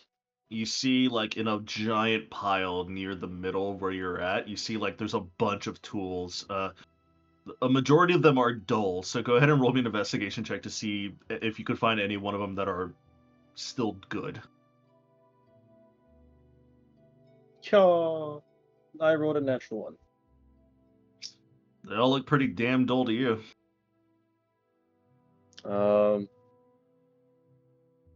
Do I see any other piles besides that pile?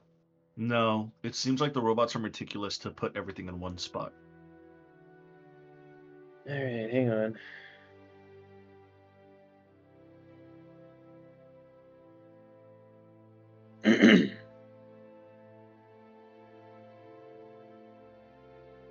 um,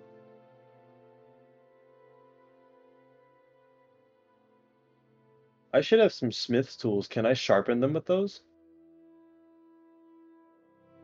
It'll take some time, but you can certainly try.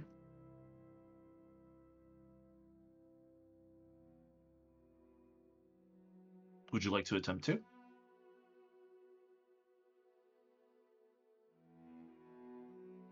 Yeah, I just looked through all my shit. I don't have anything like that, so I'll grab um I'll grab a random pickaxe and I'll start sharpening. All right.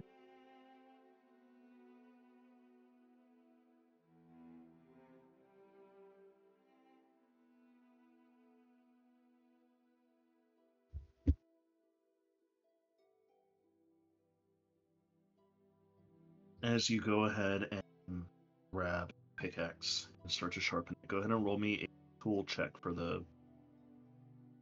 A tool check? Mhm. What is a tool check?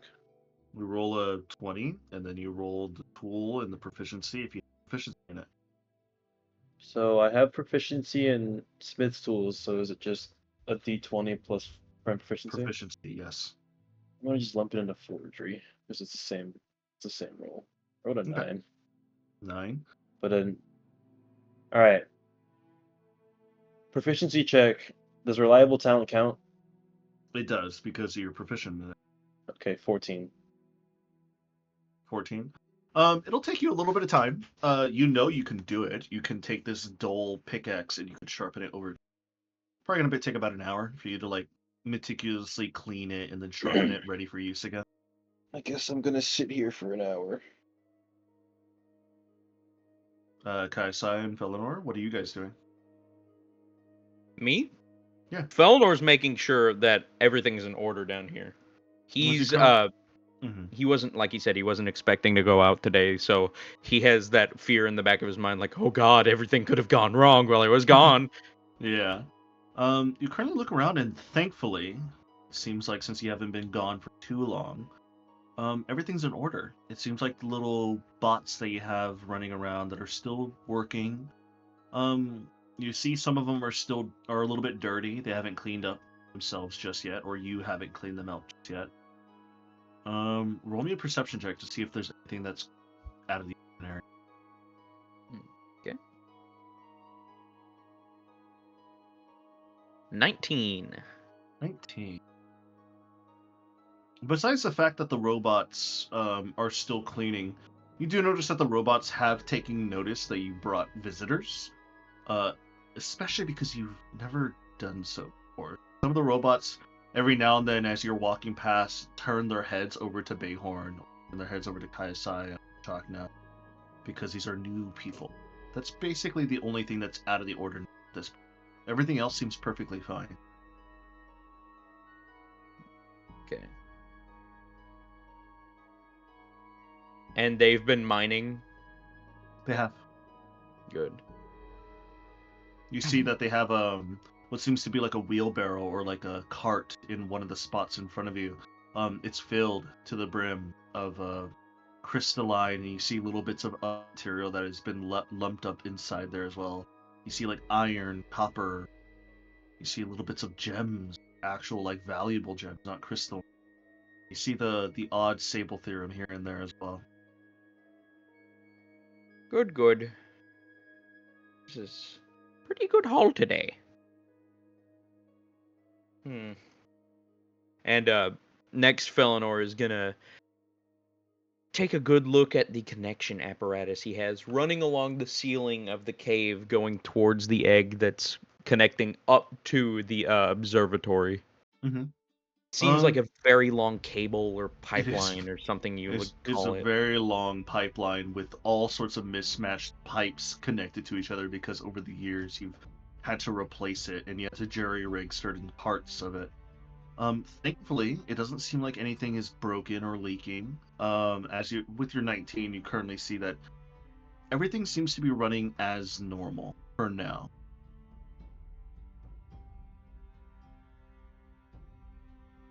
Kaisai, would you like to follow along, or would you like to explore on your own as well?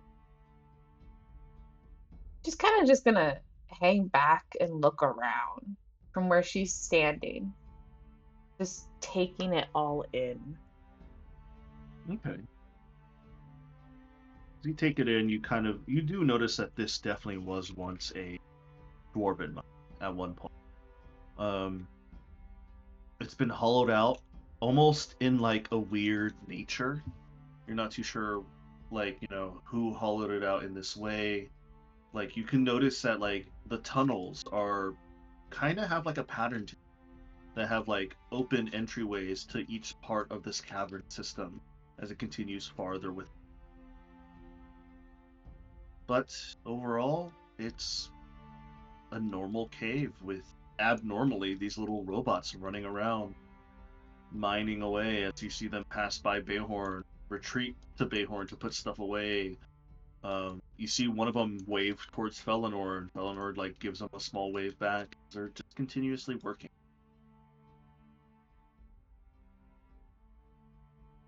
Hmm.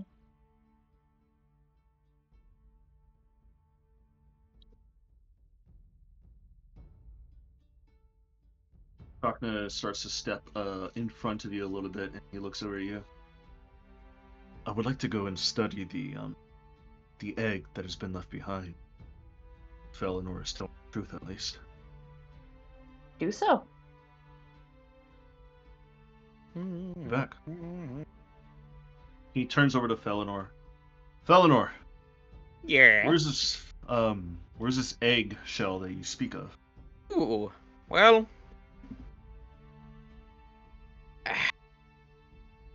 It's a bit difficult to get there. But. Can you swim in lava? No.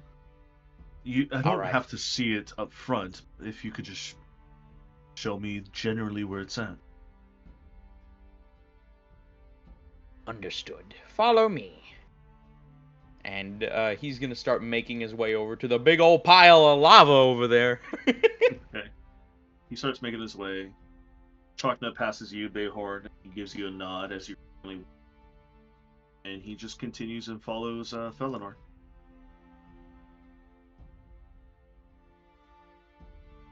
Once they get there, if Chakna's expecting to see an egg, well, he's gonna be sadly and sorely mistaken.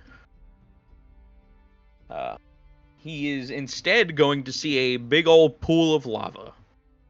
And he's going to be seeing something like a black rod sticking out of it.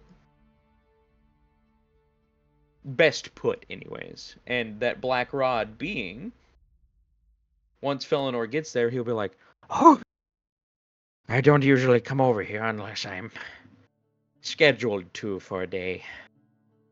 But, if you would like to," he's gonna open up the apparatus. "Stick your eyes here.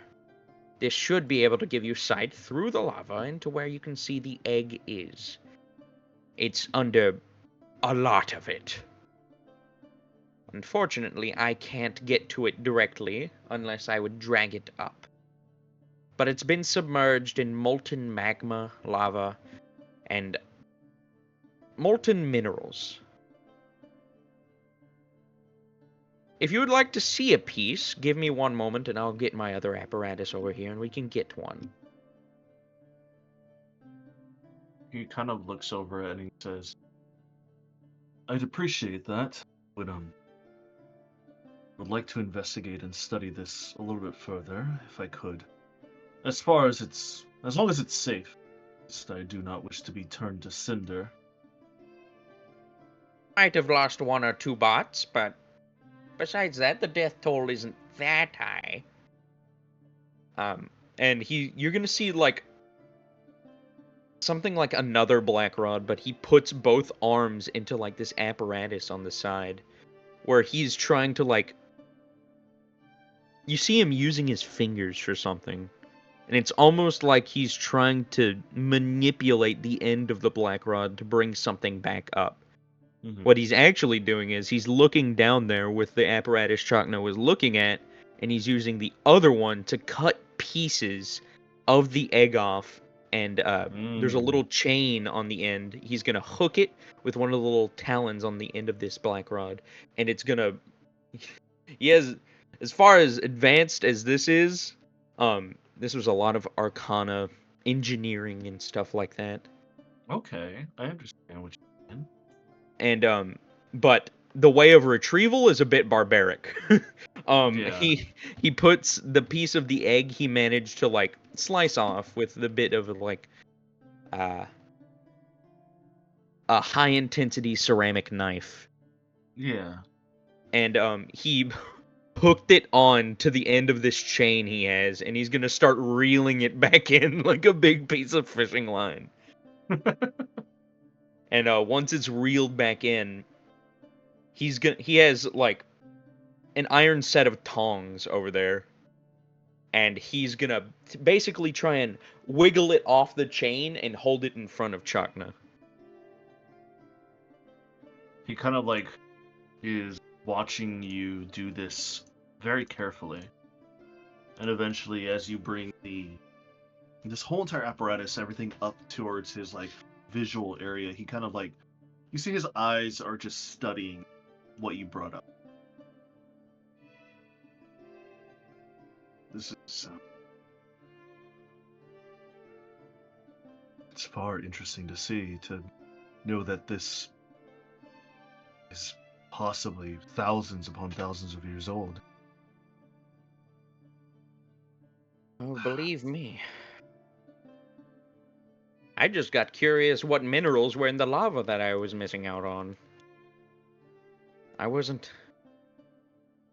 sure I'd finally lost my mind when I did see it under the lava. It's real. It's part of his egg, if I had to guess.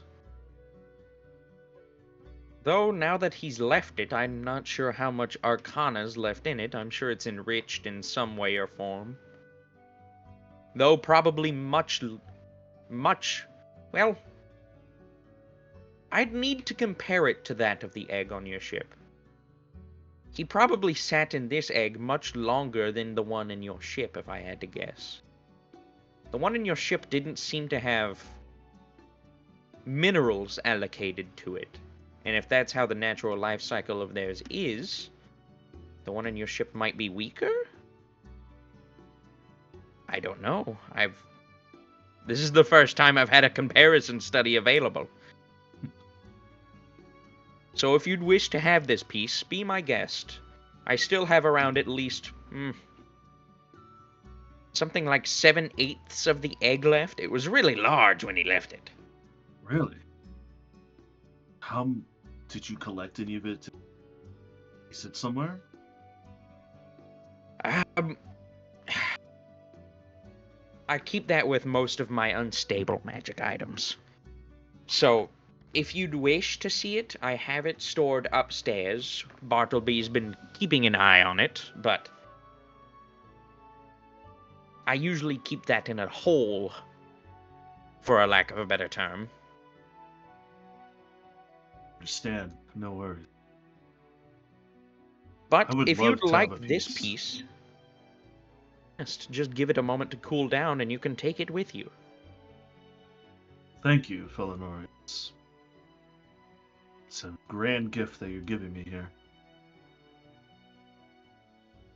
Just be sure not to share it with many people. The stuff I have here isn't readily available everywhere in the world. Understand. Speaking of which, what is this failsafe that you have down here specifically?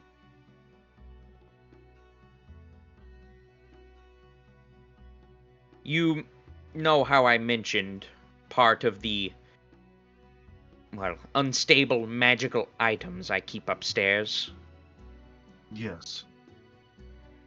I've found a way to ignite the egg, for lack of a better term.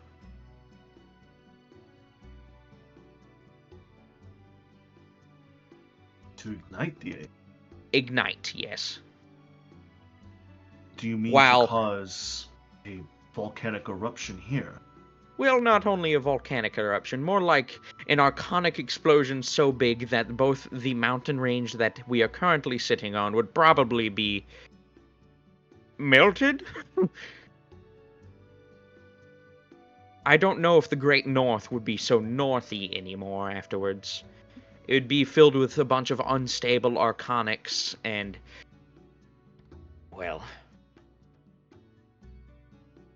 whatever causes me to push that button will either be greatly mutilated and no longer wishing for life, or will not be living any longer. And for you to complete this failsafe, you would have to do it most likely perish with it. Most probably, yes. But Like I said, it's incomplete. I've theoretically found a way to ignite the egg. I haven't found a way to actually do it. It seems like I'm missing a catalyst of some kind, something to start the reaction. Just as you pull a pin or light a candle, I need something to light the egg. In a metaphorical sense, if that makes sense. I understand. However, what do we light something that is covered in lava? Well, I don't literally mean light. I think it's more of an arcanic fuse. You have to cast something special or do some sort of incantation or spell. That way the magic that is within the egg would rapidly unravel and cause an explosion so great, an arcanic expanse so vast, that it would rest asunder on these mountains, melt them, and cause unpredictable things to happen. You know how you eat wild magic food? He kind of chuckles a little bit and he nods. We've Well, dealt with that before, yes.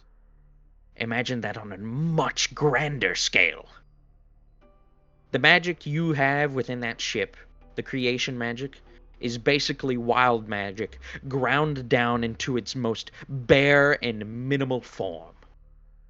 Now imagine something cascading upon itself, releasing all of it all at once. It would both cause a magmatic eruption causing volcanoes, and it would probably affect the wildlife with magic untold around here. Mayhaps causing mutations, birth defects, something along those lines.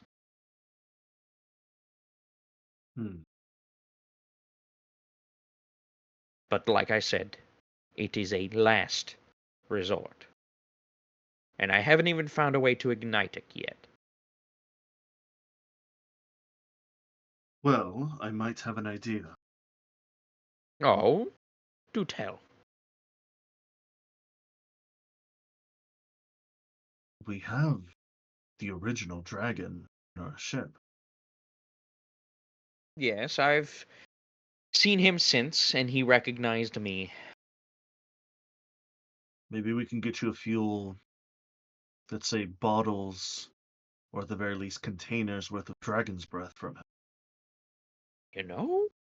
Dragon's breath, dragon scales. Could actually work in this instance. It is his egg. It is. And if something is going to catalyze and cause a chain reaction like that, it would probably be the owner itself. That's actually not a bad idea. If you could get me, say, a bit of dragon's breath, a claw, and maybe a tear, I might be able to actually finish this. I'll ask him. But, that being the case, I do have a few magical items that you and your friends could use upstairs. Namely, for your sticky-handed friend over there. He's a good one. He I may don't doubt it. seem aloof and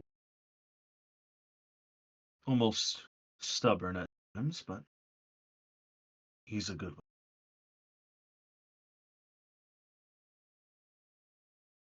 He Thank you seems for like... showing me.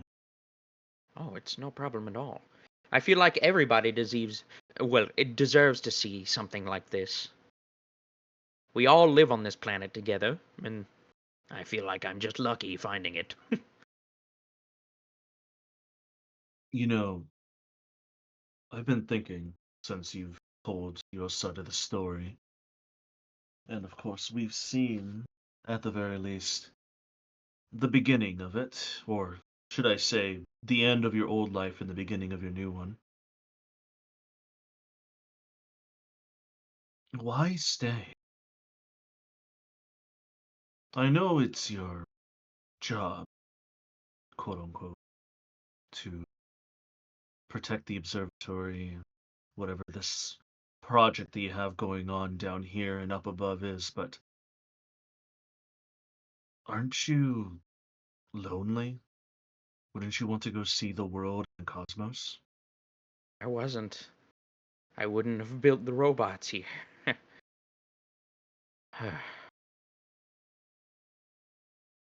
I am incredibly lonely, yes. But not because I'm stuck here. After I died, basically everybody I knew in my home city was gone. So many people died in that tragedy. So many. And by the time I'd woken up, the people who hadn't died in the tragedy more than likely had died of old age.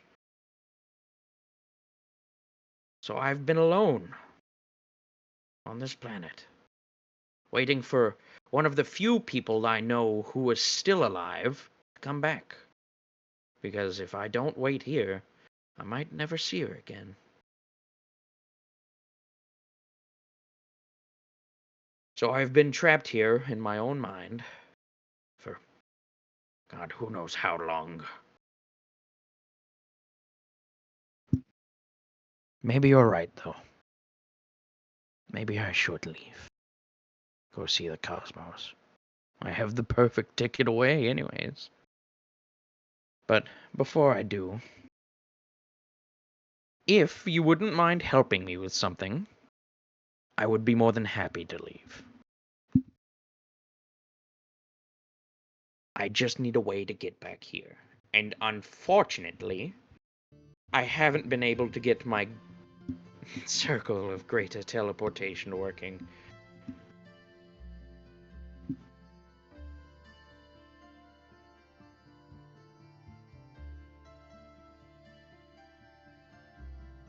I can see you've been down here and been working who knows how many years. Felinor, you deserve rest. You deserve freedom. My people have a saying that even an eagle knows when it needs to sleep. And you need that rest. I can see it on your face. Ever since you woke up, God knows how long, you've been doing nothing but study and work. I, as the commander of the ship, would offer a hand. Would you like to come with us?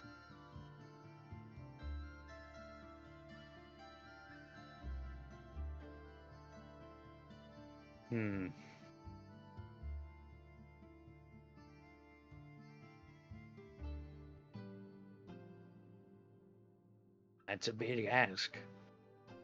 Like I said, I wasn't expecting to see you folk again. Never After the expected to calamity see had you ended. either. I never got to finally say goodbye to you. I had assumed you died and Katrina was the only survivor. Oh no, I did about 30 Did what? years ago. It's kind of a story. During the Moonfall event, when you were preparing whatever was going to happen with your cannon observatory upstairs,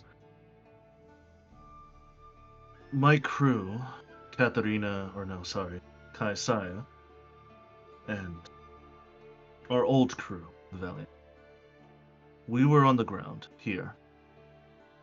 We were trying to destroy one of the tree roots and trying to save as much people as we can. We failed. Lost my life. We lost many others, and we lost some. Never thought that we would see some of them again, but thankfully, some of them have survived. And the captain was alone. About 30 years. That's why she can be a little bit bitter, stubborn at times. Because even though I'm back, she doesn't have her full family back. Even though we did find new family with Bayhorn, Fugler, and the others, It's just not the same. What do you say to me? But I did die, witnessed death, and I've suffered a loss, and truth be told, I am just a vessel. My soul is still lost somewhere in the astral sea, and we plan to find it.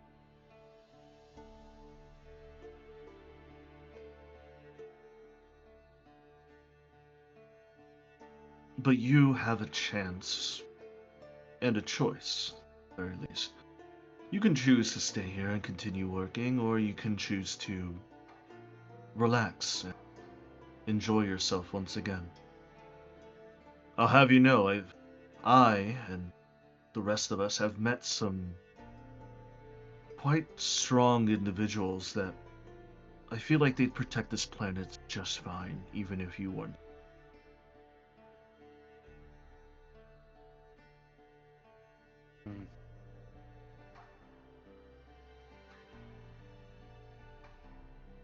Where are you heading after this?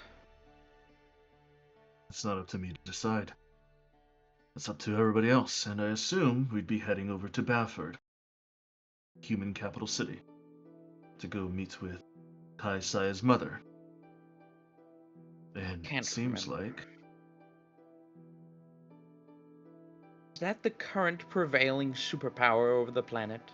Well, economic superpower, anyways. economically and materially, yes, I assume they are. And what are their concerns? Their They're concerns is just keeping the peace between the nations and any peace that comes to rattle them. The true concerns comes with the Queen and Tai Sai's mother. It seems like something in the astral sea is shifted, opening up a wall, a hole that has appeared in the outer edges of the astral sea that is reaching out into far space. Something that shouldn't be allowed in our astral walls. Have you noticed anything like that with the observatory? Has he? You have. Remember when I had that book club meeting with you about what you saw? Yeah. I was just double checking. Mm-hmm. Well, yes. Has your wife talked to you about it? Mm-hmm. She has her suspicions of what's happening, and she has told me about it. About the star systems being aligned into words and glyphs representing the gods? I'm pretty sure I No, told all of her about that. And if she didn't relay it to you, well, you know now. I was a little bit too busy taking care of Fugler. Yes, star systems are unnaturally and unnervedly moving on their own. They do that, yes, but this is far too fast and some far too slow. Stars are going out, some are popping up in unexpected places. Planets are moving in unexpected ways. Things are happening at an unprecedented rate in the astral sea. So, if I was to leave this place, this is undesignated territory for any kingdom, yes? This is the northern province. Not a place many would like to live. As far as I can tell, nobody would live up here. And as far as our maps go, no one has made any significant living here. No cities, no towns, nor villages. I feel like anybody who would live up here in this northern province are scattered communities, if that. That being the case, I would need to talk to the queen of the prevailing superpower on the planet. If I deem her worthy, I'll hand her the keys to this place. That would be Queen Aqua. She is, well, you'll figure it out when you see her, so I might as well tell you. She is also crystalline, just like you. However, I don't think she is, as far as we can tell, resurrected, because when we first saw you, you were a human. I believe that this person, this Queen Aqua, at the very least was born as a crystalline. That's what I can guess.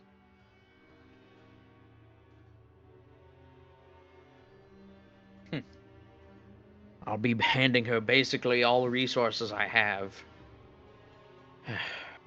But I will want...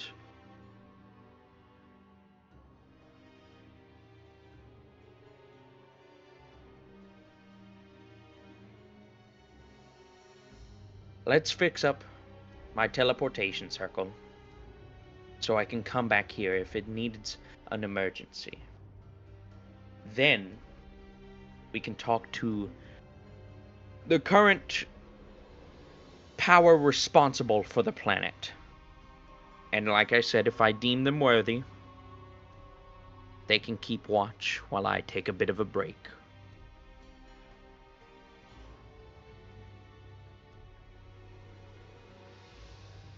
The captain and I will help you with your teleportation circle. And from there, we'll meet the queen and we can get an audience. Wonderful. Let's go find the others. Don't forget your piece of the egg. And it's cooled off for the most part by now. He looks at it and he takes his metal gauntlet to make sure, like, if it's still pretty hot, it doesn't burn his hands. And he grabs it and then he wraps it up in some, like, heavy-duty cloth that it won't, like, easily catch on fire or burn. And he puts it away inside of his bag. Thank you. This will help me out in research far more than you believe.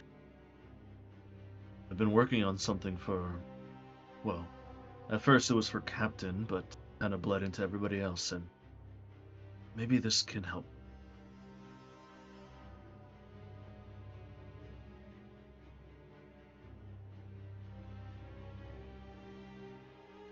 I'll meet you at the entrance. And he gives you like a slight nod and a bow, and then he continues to walk past you. He goes deeper within the entrance of the mine. Bayhorn, it's about an hour now that you've like finally fully sharpened out your pickaxe. You feel like at this point your pickaxe that you picked out is most likely good enough to start mining. What would you like to hit first? What's around me that the bots missed? The bots have been primarily going for the crystalline. You're not too sure why. It seems like they're just attracted to the crystalline in nature. What you do see that they miss is the majority of the Sable Theorem. And you do see little hints and pieces of like these little gleaming gems that are poking through the rock that they've been ignoring. You see amber, you see diamond, you see copper, you see iron. Copper? Is this my copper run? Am I gonna make taser ammos now? It's up to you. It seems like what happens is that when these robots find a patch of crystalline, they'll dig out as much as they can, but then completely ignore everything else if they can. You're not too sure why. Is the diamond crystalline, or is it a gemstone that is diamond? It's a gemstone that is. Oh, I'm digging out that diamond. All right. I'm gonna prioritize like precious gemstones first for my surroundings. Roll me a skill check. Mining. Yeah, it's just a D1. I don't think I have any proficiencies in that. A 7. A 7.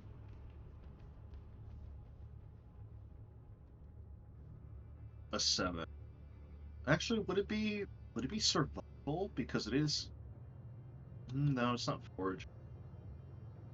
Yeah, it's a 7. Well, actually, hold on. Let me look this up.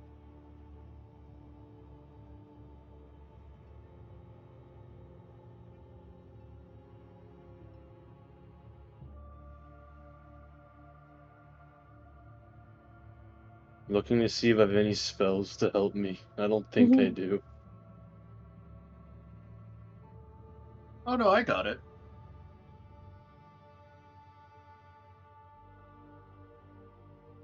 I don't think anything here can help me. Do you have blacksmith tools as proficiency? So it's Smithing survival. tools? Yeah, it's your survival plus your smithing tools. Oh, So you rolled what? A 7? So yeah. 10. 14. And you have 14. Well, if it's proficiency, then the 7 goes to a 10. Then it goes to a 10. So you're at a 10 then. But he's got to add his is it- proficiencies. So is it survival plus forging? Yeah. Yes. Okay, well I have proficiency in forging but not survival. So how do you want to do that? You can still add your survival, so it's a +3 +4. So that's 7, 7. The only reason why I'm asking is because if you give me the reliable talent, it's a 17. If you don't, it's a 14. It's That's why not I'm asking. reliable talent because it's not proficient in terms of survival. Okay, then 14 it is. Okay, so 14. With a 14, you managed to gather up, since you're going straight for the diamond, you managed to scrounge out what seems to be like this big nugget of diamond that is very unrefined. It's not, like the classical diamond that you'd find in a jewelry store. It's like a big chunk of diamond. Um, roll me a basic intelligence check to see how much you think this is worth. 15. 15? You pull out this chunk of diamond and you think to the right buyer, you could probably get about 100 gold out of it. Refine it, Cedric. All right, how Refine much it. would I get if I refined it? If you refined it, if you took some time to take it to your shop or ask somebody to refine it for you, you could probably get upwards to like 250, 300 out of it. Okay.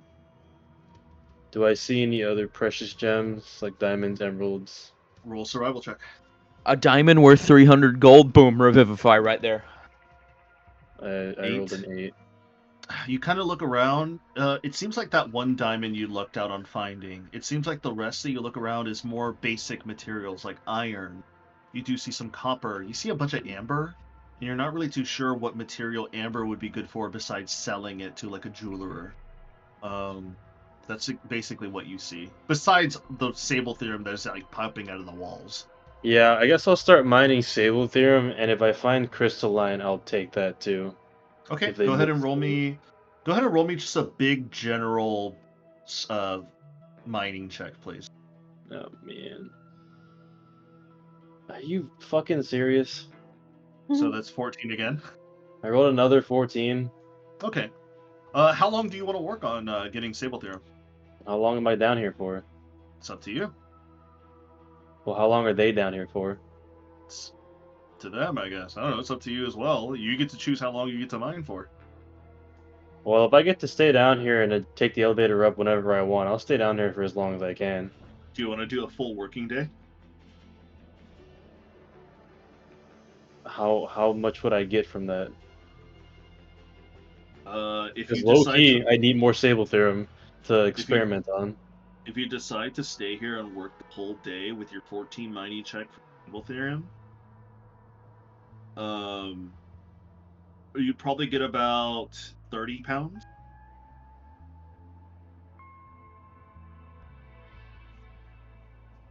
30 pounds isn't bad.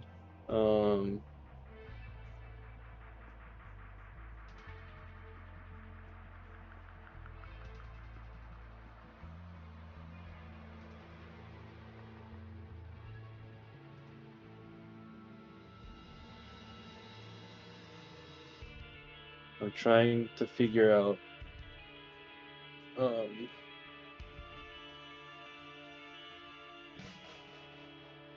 If I say I rolled a 3 or a 4 with the deck of wild cards, would it aid my speed anyway? Because a 3 layers the target that I aim at in a thick layer of ice, which theoretically would make stone a little more brittle. Mm-hmm. If you roll a 3 or a 4, good. A 4 unleashes a sharp concussive blast. It takes force damage. It does, So but at the similar to a small bomb. yes, but you could also destroy some of. But if I aimed it at like the wall far enough away to weaken it and make it easier to mine, would it help me hasten my mining? It could. Also, roll me a survival check to make sure if you do that, it doesn't collapse on top of you. I probably should. Yeah. Wow, an 8. You think it's 1 up from a 7.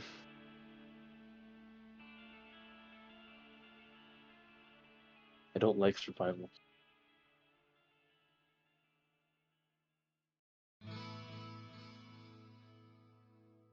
If you wish to do so, you can.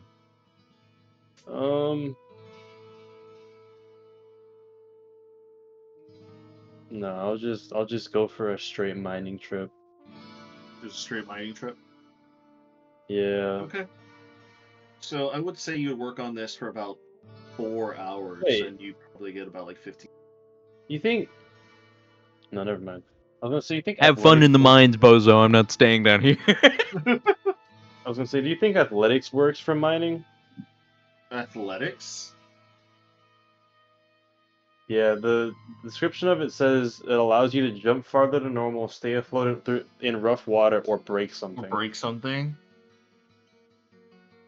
Or is it more survival than athletics because I'm going mining?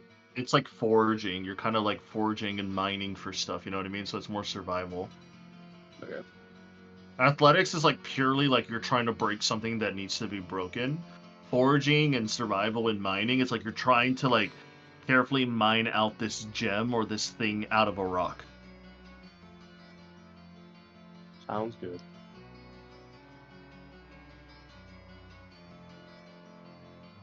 At this point in time, as you hear the clinking and clattering of a fresh new pickaxe hitting the wall, as Kaisai, you see Bayhorn is currently like mining away at a rock wall somewhere. You see Chakna is currently turning the corner a little bit ahead of Felinor at this point, and he like starts walking over to you.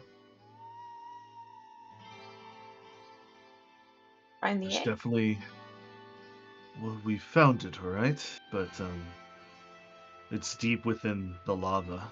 It's huge. He's gathered a piece for me, actually, and he pulls out what looks to be a piece of the eggshell out of his bag. Oh, we have a piece to study and compare. I do. I also offered him on my own word. He told me about that he has certain wishes of exploring the cosmos, and I told him that why shouldn't he? This planet has good protectors. We've seen Queen Aqua, and assuming that they are the ones that stopped the moonfall 30 years ago, I assume that they don't need a cannon or a place such as this. I kind of felt bad for Felinor being stuck here for so long. So I offered him a hand. An offer that if he wished to come along with us or go his separate ways and explore the cosmos on his own terms, he could. But he did wish to talk with Queen Aqua.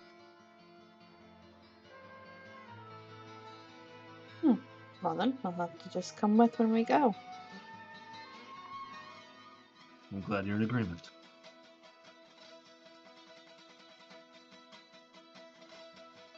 Have you been wandering these mines, or have you just been waiting for me? She would have had a talk with Fiabella while they were gone. Okay.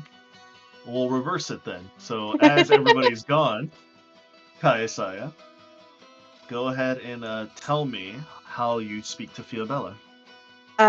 She would turn to her sister and just stare at her dead straight. Like when she was much younger and Kayasaya was parenting her, kind of dead straight stare. Yes. And ask her, so what happened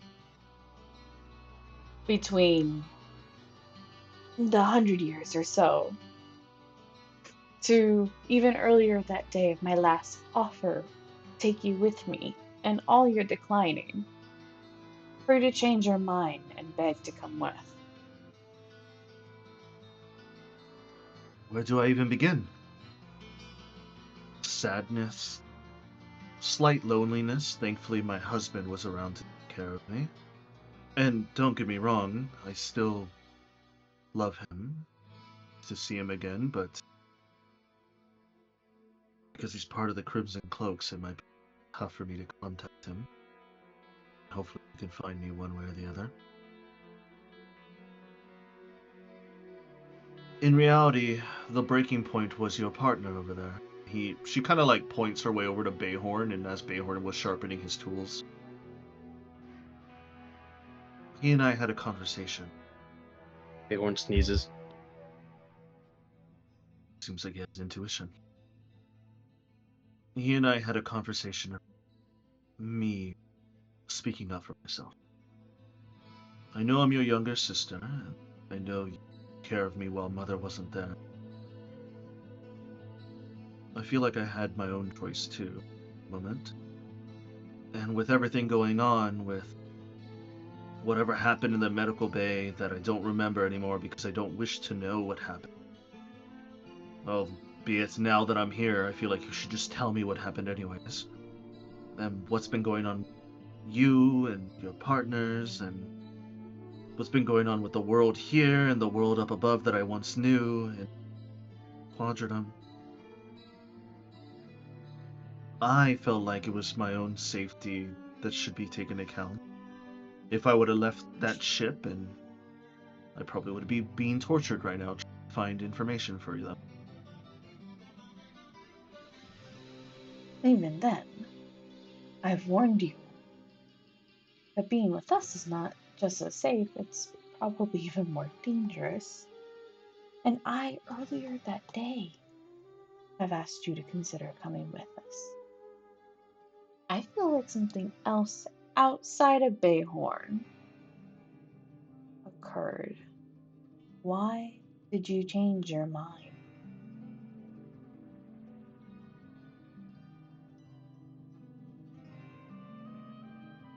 She kind of like looks away from you, and she looks a little bit dejected a little bit.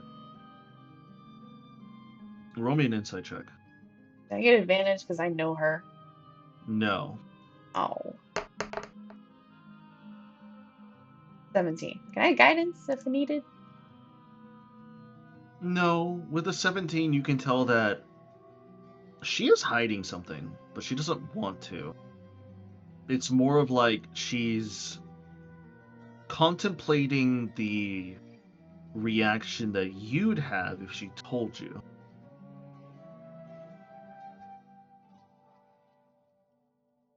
Philibella. Baby.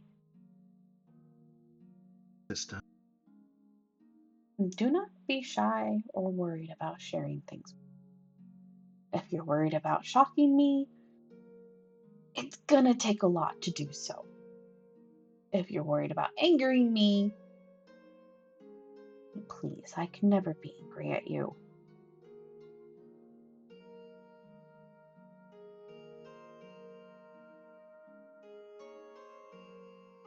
It's because I was asked to.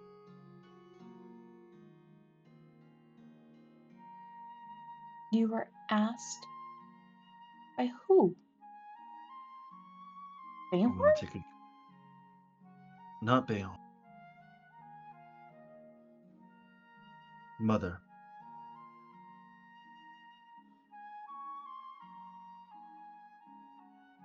So, Mother asked you to come with me? Yes.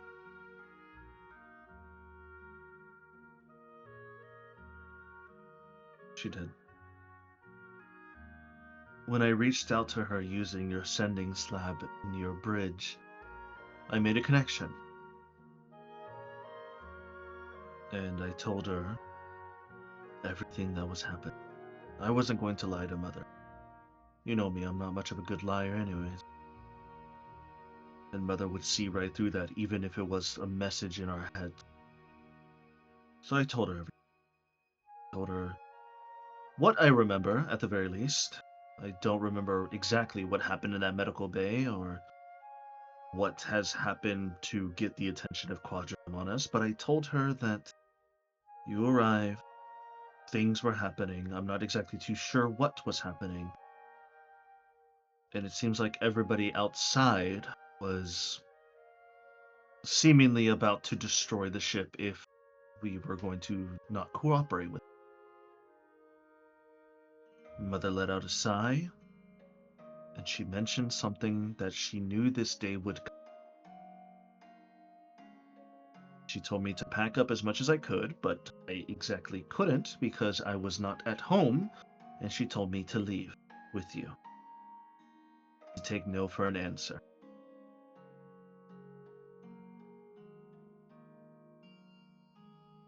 So I left, and I decided to stay with you, and I begged you to keep me aboard. She gave me no rhyme or reason, just to stay with you. And I think for the first time in a long time, I felt like I trusted her, that she was giving me the correct answer. Don't you find that strange? I find her entire behavior very strange.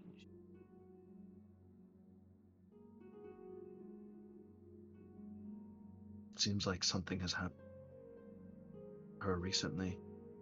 I've seen the mask slip on and off for years now that she's been away. It seemingly started happening about 10 years ago, to be honest. About 10-ish years ago, when she was sent out on these long voyage missions. She would come back every now and then, and she would... I don't know, it's like... It's like if our elven bloodline didn't matter, like we wouldn't be living for 1,000 years. It seemed like she was trying to... I wouldn't say live to the fullest, but I would say she was trying her best to not be so closed off as she normally was.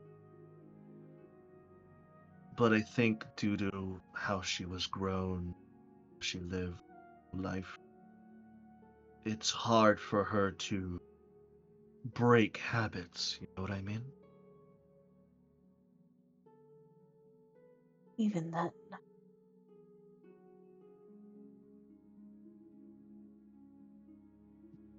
To be fair, sister, I even when Mother is long dead, I still don't think we would ever understand. no. But you have to trust me when I say she told me to leave. I had this inherent gut feeling that what she was saying was the correct thing. Was truly from the bottom of her heart that she meant.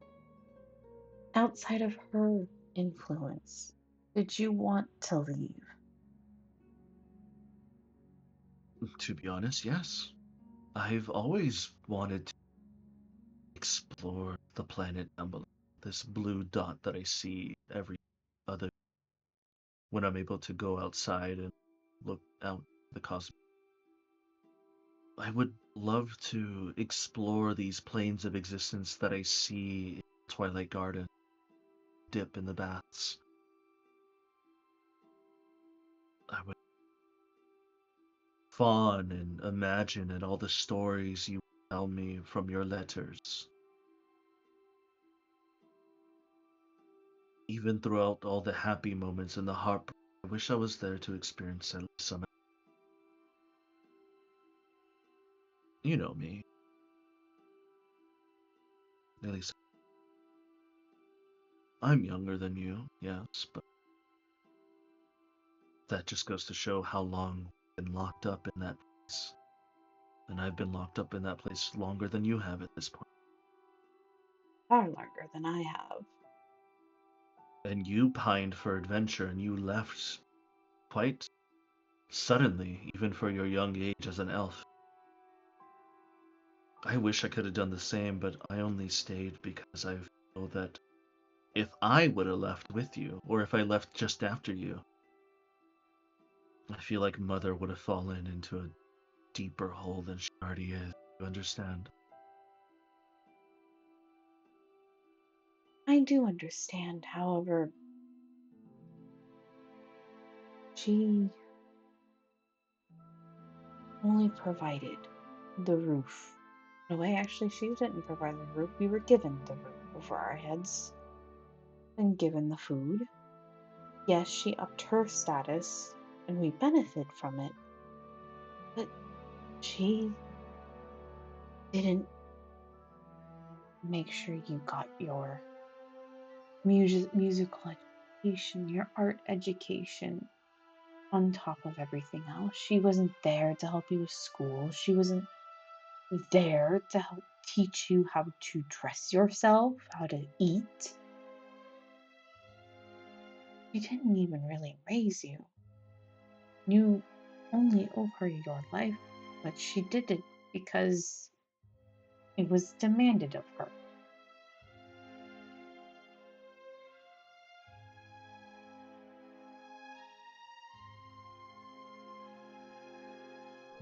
Do you remember Father? I don't remember. I remember it. I was too far young to know who this person was. Was Mother different when he was alive? In some ways, yes. In some ways, no. But when he was alive, he did come home a little more often. He did interact with me, but he was the majority.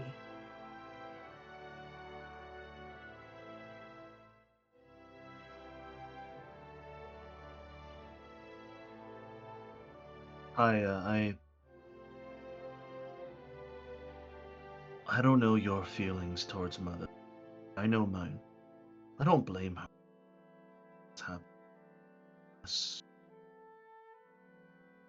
The stories that she's told me about Father and your story, what you've been telling me now, I feel like it's because of the circumstances that she's been put in. I feel like if things were different, then she would have been quite possibly the best mother anybody would have ever known. It's just because we've all fallen into this regime of this city up on the moon that wishes to conquer everything down below onto this earth, and the small moments that I've seen looking out at the window, when we were flying over the oceans, when we were soaring through the clouds, even stepping onto actual earth, rock. I feel like if we didn't have to suffer through that tyrannical government, everything up above, I feel like Mother would have been far different. So I don't blame her for how she is now. I don't blame her for how she was forced to be raised into this hierarchy, this society that pines to conquer everything on every side. I do blame her for not fighting it. I do blame her for that. I don't blame But I her. also see the logic in seeing that if she did fight it, she wouldn't have been around to give birth to us. Well, I don't blame her, but that's also because I've gained a new perspective of her.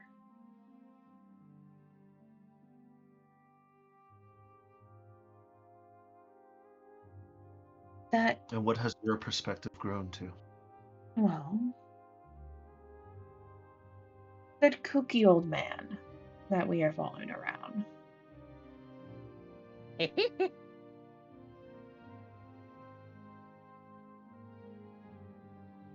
Myself, Vehorn, and Fukler met him before. When we traveled back in time, we met him, the paladin, and we met grandmother. we've witnessed them fighting. We witnessed them trying to save and stop the calamity. During that, I got to see Mother as a child as well. And Grandmother asked her God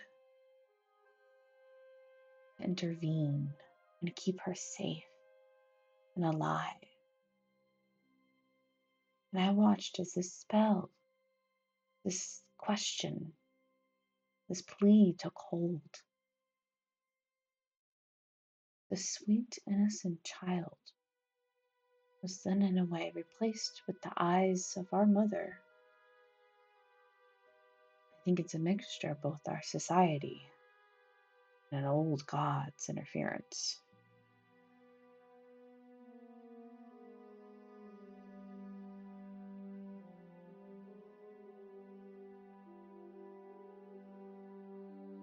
On top of that, grandfather was resurrected.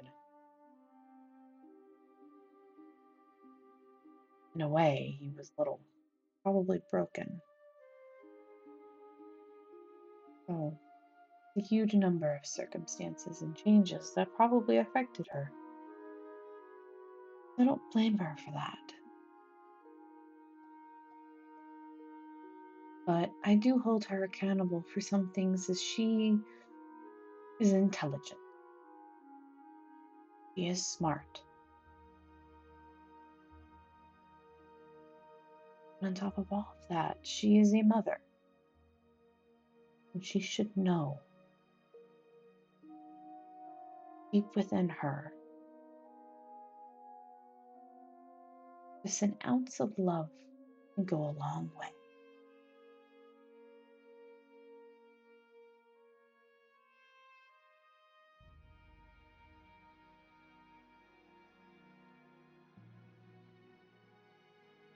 Can you tell me,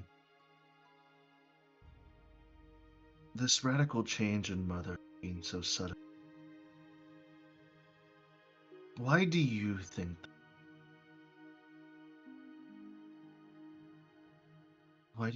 that Mother has been more worried about something that's... I know I'm still in the dark about almost everything that you haven't told me the end game. I've heard bits and pieces of what you've all been saying around me, but I still can't make up any of it. Half of me doesn't want to know, and the other half of me does want to know. Has Mother been hanging around anybody that could influence her in this type of way? What? Sorry, you broke up at like every other word for me.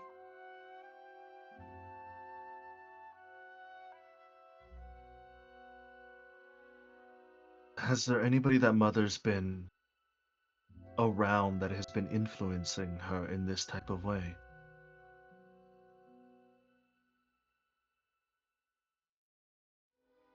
It isn't been around that's been influencing her, but grandmother made a plea to an old god, Harun. I believe he became Mihor. And I think there's influence from him. You remember that star sapphire she always carries around on her? Of course I do. That's what grandmother used to beg for God. Grandmother was a sentinel of justice, a cleric.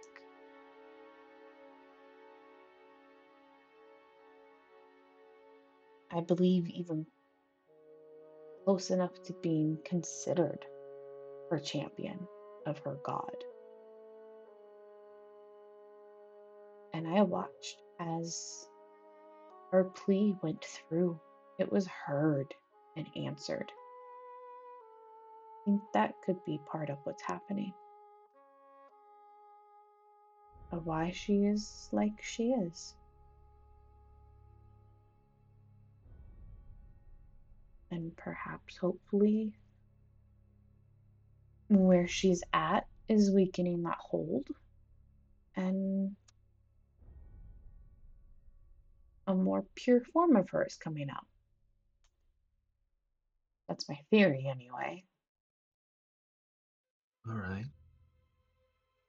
Well, if that's why she started out this cold, hard way, I've researched a little bit about Mihor, judgment,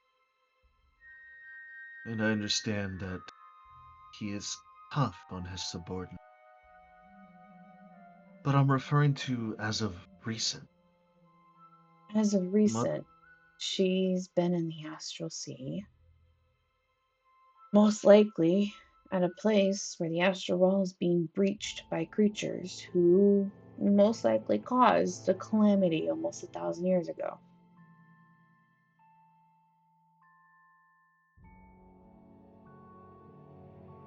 who's she with? The human kingdom's queen. Hm. She must be one tough son of a bitch to leave her kingdom and go to the astral sea for a multi-dimensional fight, I guess. From what we've seen, yes. I believe she's the one who stopped the Moonfall event. If there's somebody out there such as that can do that. She kind of sighs, and you see Fabella relax a little bit. Then I would guess this queen has some sort of influence on our mother, then. I hope so. The queen herself is also a mother. A very good and very loving mother, as I have witnessed. Really? Yes, I've even met the queen's child, the princess. Really? Huh. He has a crush on Fukler. Really? Crush on Yes. that one. Oh, yes. Which is why Bayhorn goes around and likes to tell Ooh, I Fukler. think I'm rather attractive. Ooh. Fukler, for a slight moment in time, you wake up from your coma and you go, and you go back to.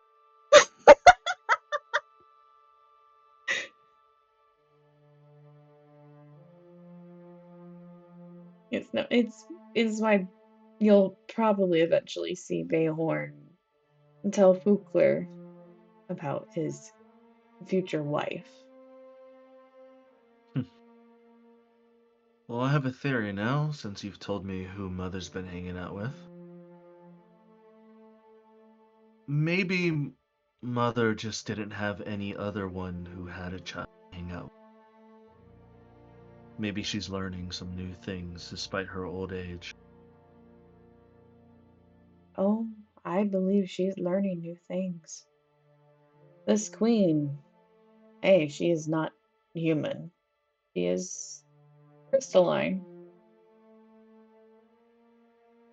Really? Oh, yes, really. And Kaisai will roll up her sleeve to show the crystalline embedded. She kind of is taken aback a little bit. Are are you also crystalline, or? No, no, no. This is not enough.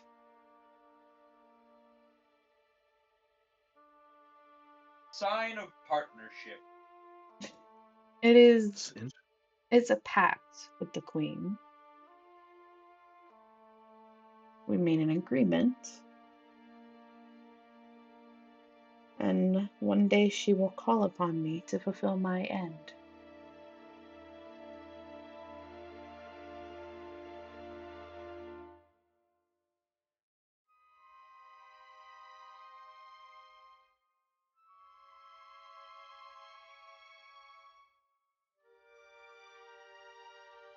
I will say, from what I've seen, Queen Aqua is a good ruler. She is good at battle, but she hates it just as I do. We both have a similar aspect in that. She hates fighting, she hates killing. But if she needs to, she will slaughter those who harm or threaten those she loves in her kingdom. Her kingdom looks to be in a very prosperous state, and their people have a lot of freedoms.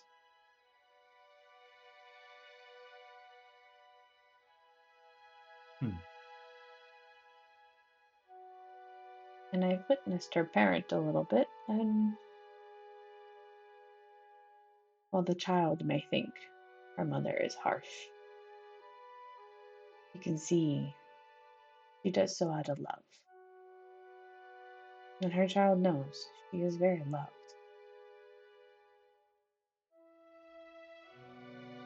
Anyone can see looking at Queen Aqua and the princess. So I made a pact with her.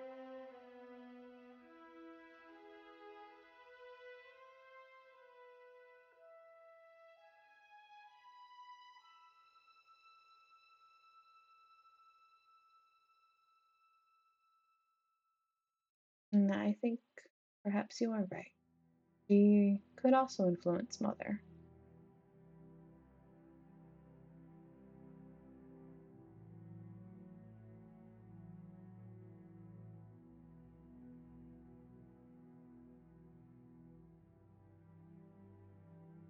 Well, let's hope she's being influenced for the best.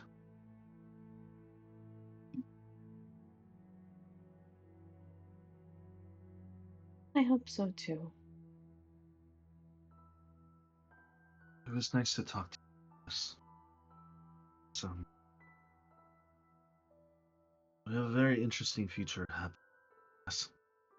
We do. And if you are to stay with us on the ship and come with us on this dangerous journey, you need a role. What should I be?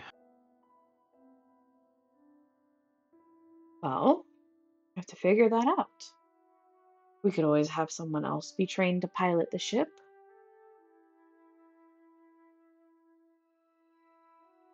You can learn repairing. I would say cook, but then Fugler would be very upset. That is his job. Weapons are done by Bayhorn. He would not be pleased if that would be taken away.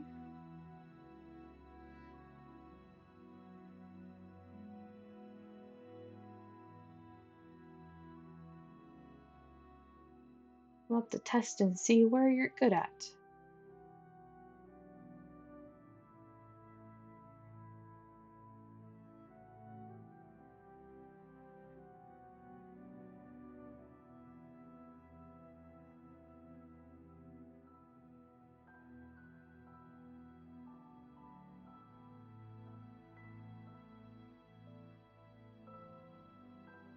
I do know you could possibly compete with Fugler with first contact situations. You're very good at convincing people to do things.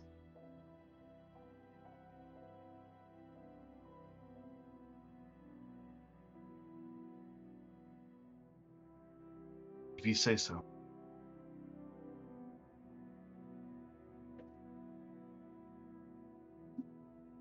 Hello? Hello. Hello. Sorry, I was using the restroom. You're You're fine. fine.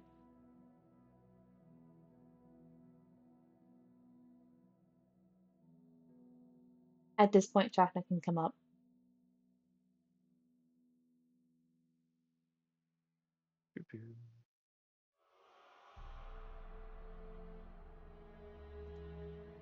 Yeah, at this point, Chakna comes up and he starts to speak to you and he tells you about what he talked to Felinor about. Mm-hmm. At this point in time, as everybody's kind of reconvening, you hear Bayhorn is currently mining away over his little section. Bayhorn.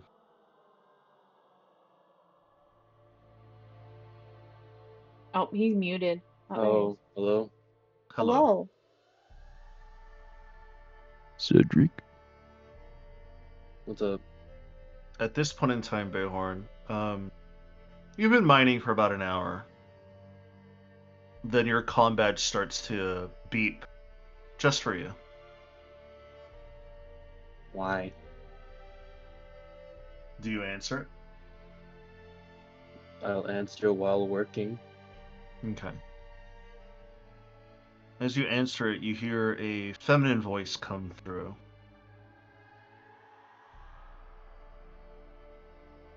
Hello?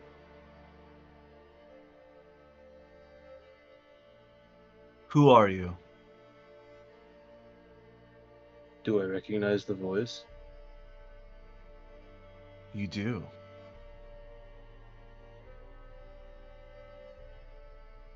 Who's the voice? Kintsugi's voice comes through and she says, Bayhorn, is that you? Kintsugi! How are you talking to me on the badge? The more important question is, why do you have a badge? Did I not go over this with you already? No, you did not. Oh, I found your captain. And her You husband. did what? And Needle. And You did what? Who's that doctor fellow you guys have? You... Hold on a second. I left you on Strixhaven about 4 to 5 months ago.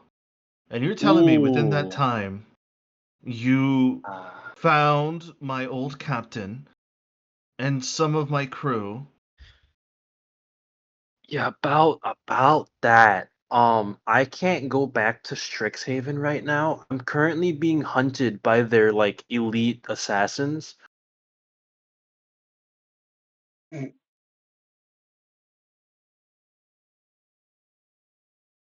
Well, that is definitely one way I We got wanted a to. lot of catching up to do. Yes, we do, because I just regained some of my memory. That's fantastic. So did I, coincidentally. What did you remember? Well, I remembered most of my crew again, and certain things that have happened to why I was left on Erisire in snow. And I Oh, found out where I had my comm badge. It was in between my breastplate that I never looked in. that's yeah, no. It's the spots we never decide to check, huh? Is Captain there? Seeing that you rung me up and no one else is talking, I assume you direct lines to me. Uh, the others are not around me. I'm mining right now. I literally just sent a signal out to any comm badge that will connect, and yours was the one, I suppose. Hmm. Yeah, no, I'm in a cave like deep under the earth mining. A really change of pace from a delivery guy, don't you think? Yeah, that is true. Is Uh, Where is your captain? Can I speak to her? I don't know where she is. I can go look for her though. Please do. Bayhorn. Where are you? Um, I'm somewhere. I've been traveling for a time. All right, instead of 17, is this the real Kintsugi? And whether or not it is or You you feel like it's the real Kintsugi. You don't see why this would be a fake. are they lying to me? You don't feel like they're lying to you. This could be the wizards. Actually, we shouldn't be here. We really shouldn't be here. I just remembered. The wizards Oh are yeah, gonna they'll be here follow soon. us. Follow us Oh here. no, no, they're days. Remember, we went. They were still with 24 hours ago, they were about to approach. Is that Yeah, but Tomai? they'll pick up on the trail and come back here in like a week. Oh, no. Here's the thing. Then they have to go all the way over to the Audrey Kingdom, and then from there we went to the moon, and then we just flew back here. So I made a very long trail. They might just pick up on the moon thing, I'm gonna be honest. That's fine. That's good. And They they might have pick to up. They might skip the moon thing actually. If they're still on the planet, they might just pick up another scent that happens to coincide. still they have to get here. Well, regardless, um, We should be okay for 24 hours. well, I'm trying to think because we got a lot of things going on. We got a whole moon of Nazis trying to kill us now, I assume. I'm gonna start calling them Nazis. Space Nazis. No, I'm kidding. Quadritum's trying to kill us though because we shot Hmm. at them. Well, they shot first. Strixhaven's trying to kill us because we were framed. Vecna's trying to kill us because we made him upset. We got a lot of enemies. They're really Hmm. powerful. We cannot deal with that, even with a creation dragon and a god, several gods on our side. I'm gonna be very careful about this. Um, I'm gonna re-ask. Kintsugi, forgive me for being so slow to trust and for being so wary. But again, I ask, where are you?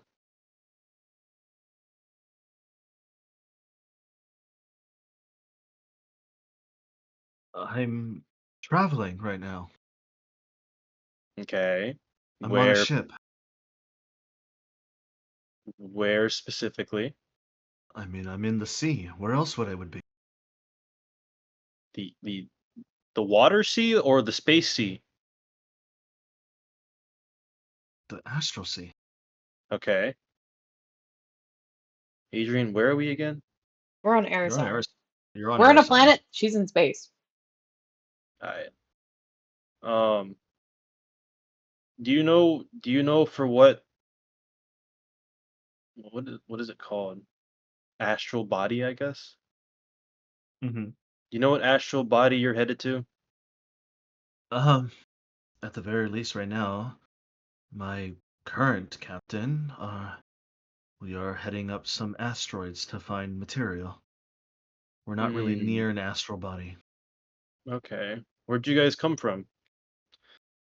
The last stop that we made at was at the Radiant Citadel. I don't know if I'm allowed there either. We get kicked out of a lot of places.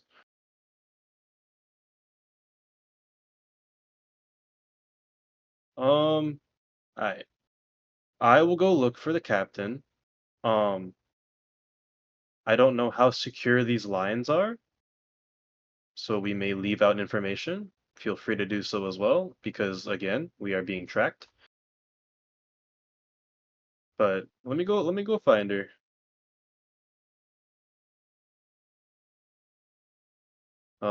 How much mining did I get done before being interrupted by my favorite warforged? About like 20 pounds worth. That's pretty okay. For only an hour?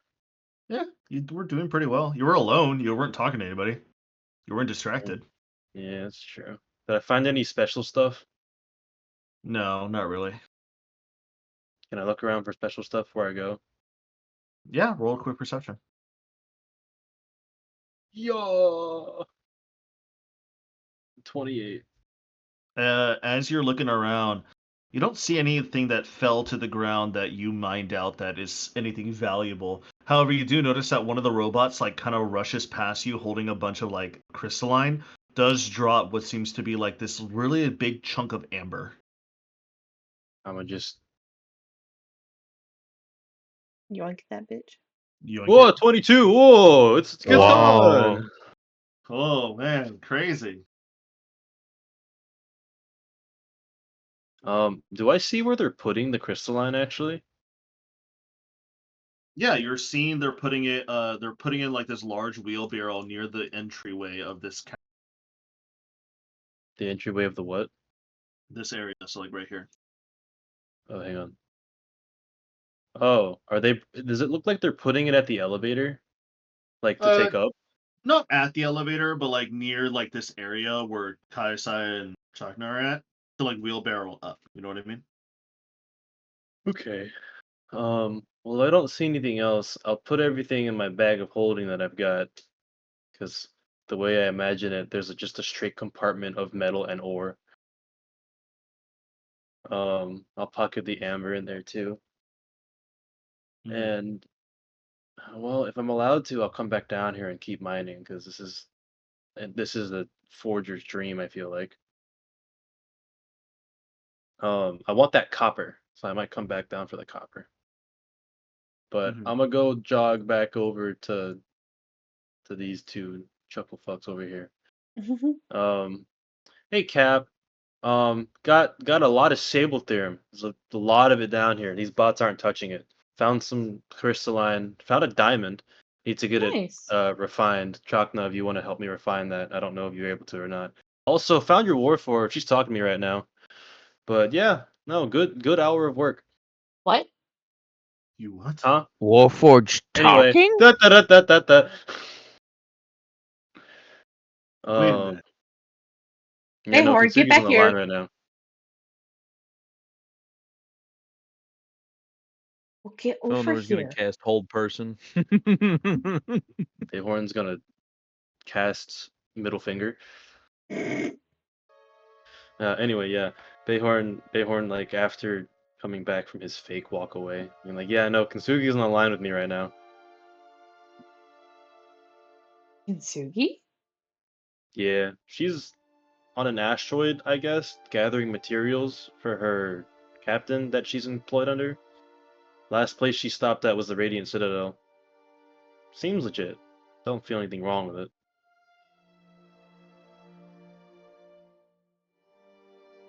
Kaya will reach over and tap her badge and try and get onto the link that Bayhorn has with her. All right. As you tap your badge and you try to get to the link, Kaisai, something's odd. Your badge isn't connecting to the same link.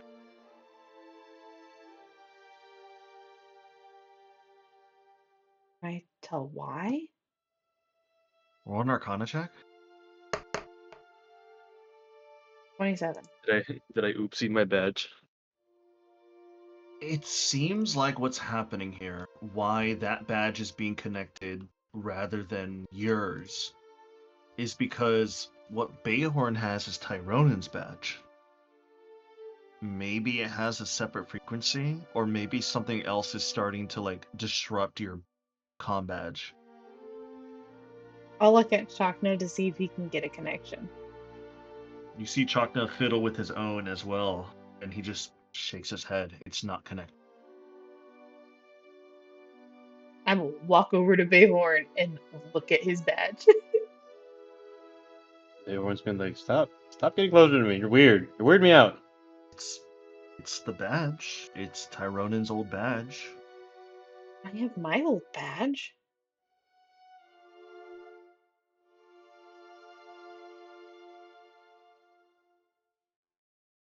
Can I, with my Arcana, see what's going on with that link? Roll another Arcana check. Oh, fuck. No, shit. I rolled horrible. You can't tell. I will. Hold It's on. kind of confusing you. I'm going to Silvery Barbs myself All right. so I get advantage now, too. 31. You can tell that there's some sort of communication link that's happening strictly towards Bayhorn's badge. But you're not sure why it's not being able to connect to yours.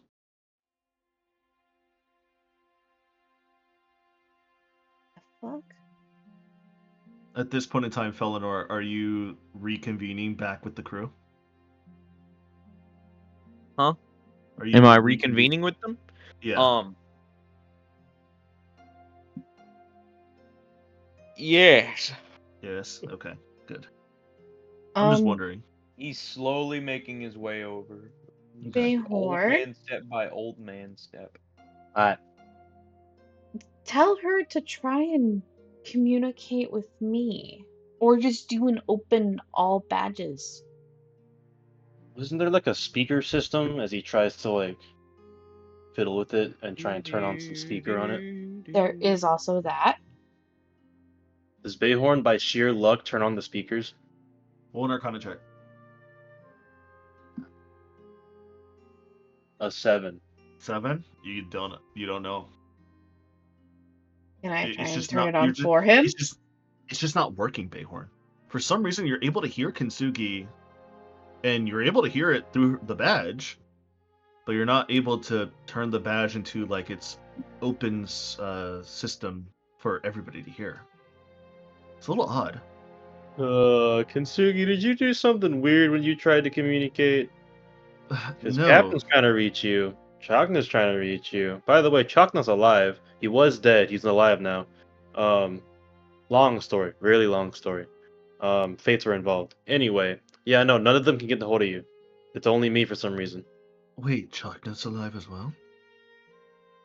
And you said that the Ish. fates were involved? Ish. Yeah. That's very intriguing. I'm also alive-ish.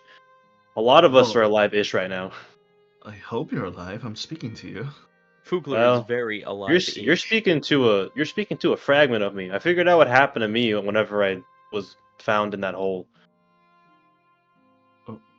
I wish I could speak to you as much as I can. I wish I could sit down with you, but we're so far away at the moment. I mean, if you tell us where we are, we can come pick you up. I'll be real. We have the ship back. Really? A Well, lot I of mean, stuff's happened. my captain and I, we could also make our way towards you. Where are you at?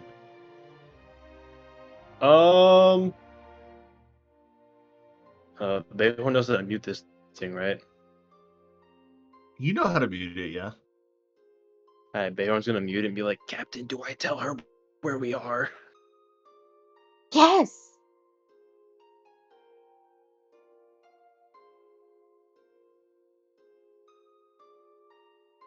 She's bringing her through here. No, old man. Hold He'd on. be like Oh no! Hold receptive people show. The hold, ping!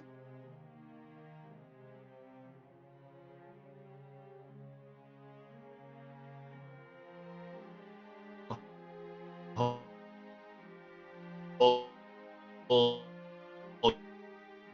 Oh. Preston, hold can the you hear me? line. Hold the line.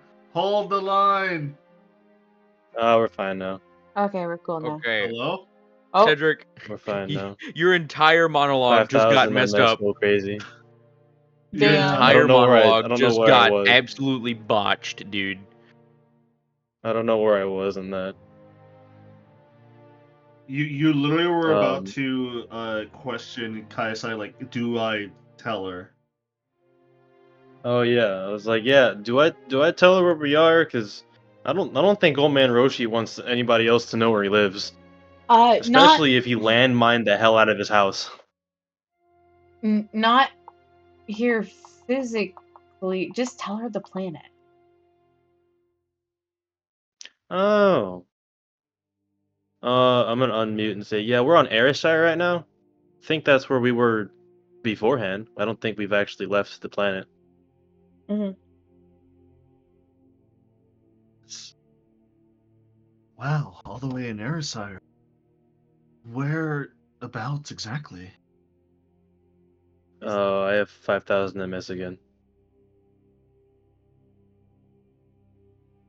Same. Mm-hmm. It happened as soon as I joined the YouTube watch as Oh, well. hold. Fuck it. Hello? Hello? 5,000 ping Hello? again. Let's go. Alright. Not only I'm is it just 5,000 I'm just ping, not it's like gonna kind of join also the like YouTube watch Okay, that's fair. Oh my god, he left and it went down. I just won't join the YouTube watch. All right. I'll just suffer. So yeah, Bayhorn will be like, yeah, no, we're still in Erisire. I think if you know where it is, we're going to Bafford.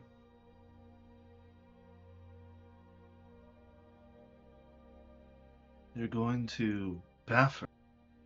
Where are you right now, though? I'm worried Oh, I have about no you and idea, but Captain. it's cold. It's cold? It's cold. I assume you're in the north then, right? The northern pole-ish around that area?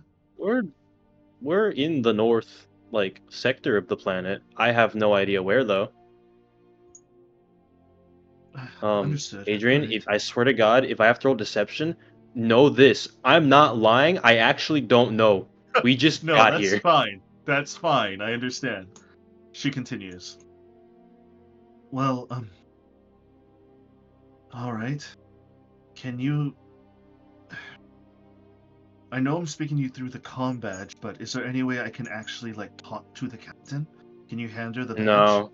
Well, I mean, I could try. I don't know if it's like attuned to me right now or not, but I can try. When Chakna made these, they shouldn't have. Chakna, are these badges attuned? If I take this off and give it to one of you, is it gonna break this connection? Because it's been real difficult getting a hold of Kintsugi. She's been busy. It shouldn't, quite honestly. I didn't set them to be attunement, just whoever's holding them. Wait a minute. The badges only contact people on the planet, right? Yeah, I know. I'm about to fucking ask questions. Wait a minute. Yeah, I know. Wait a minute. Yeah, I Wait a know. minute. But Bayhorn's been holding this for a hot while. Alright, let's let this roll. Let's let this roll. Hand me the badge, boy. Okay. I Well, take we can trade badges. We'll trade badges, and I take his badge. I'm gonna go call Kintsugi on Kaisai's badge now that I have it. Can I call Kintsugi now? Is it user dependent? Is it user dependent? It's like, I wanna know, Adrian. Can I call her since it's me? Or is it because it's Tyronen's badge? it's more or less of something else. Cedric, can you please go ahead? Just because you don't want to tune into the YouTube music, just put that on, please. On your Aw, monitor. man. Alright. It's on. Kaisai, as soon as you grab hold of the badge, you feel that sense of connection to this communication device that you have. What do you say? Kintsugi?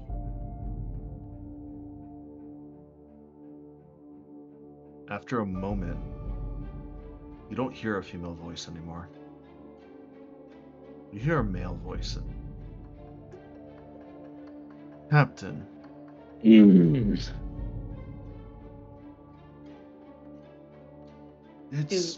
Do I recognize the voice? You do not. It's good to finally speak to you.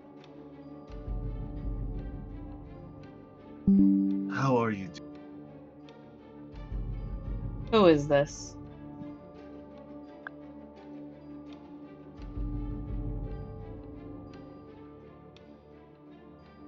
My name is Extus Nog.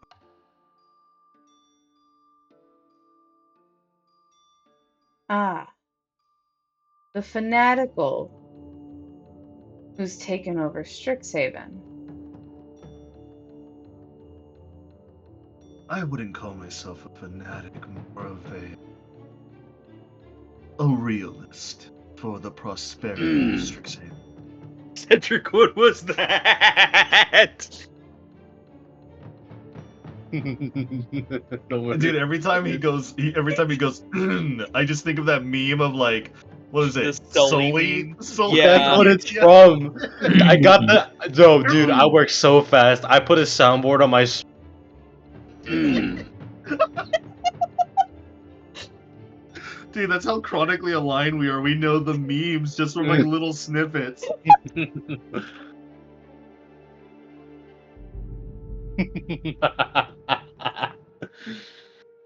Anyway.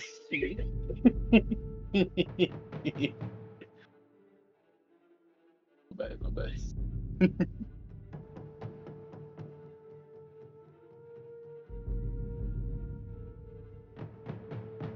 Anyways, Don't mind.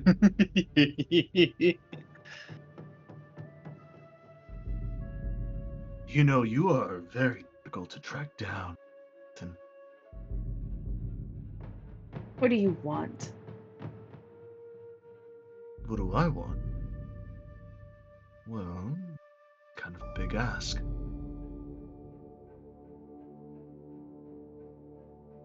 I guess I could start small. First, I would like your unequivocal surrender. I would make sure that nobody else gets harmed. This chase that we've been doing. My subordinates have been taking too long to contact and reach with you. So I decided to step in myself.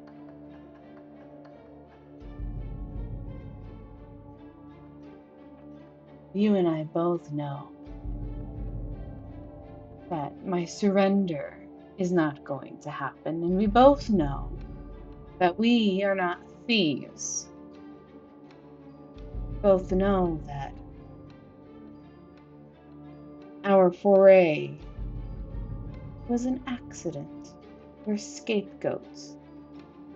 And accidents must be fixed.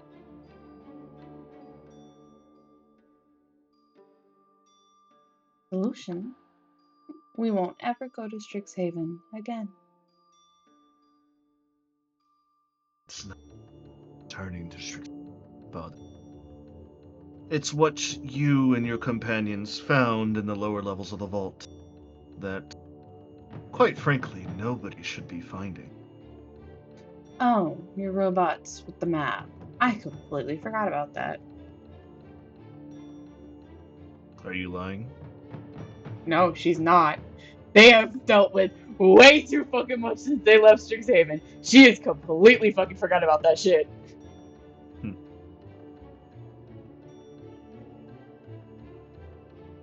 It's also on top of, well, what needs to be done about your other companions? The Dragonborn and the blue-haired one. What about them? I'll make you a deal. Turn them in.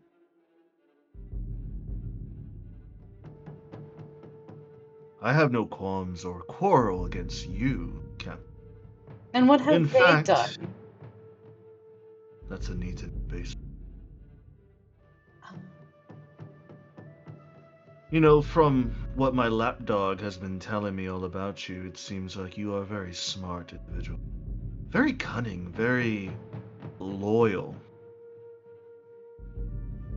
Break that loyalty just once, and you won't be hunted again.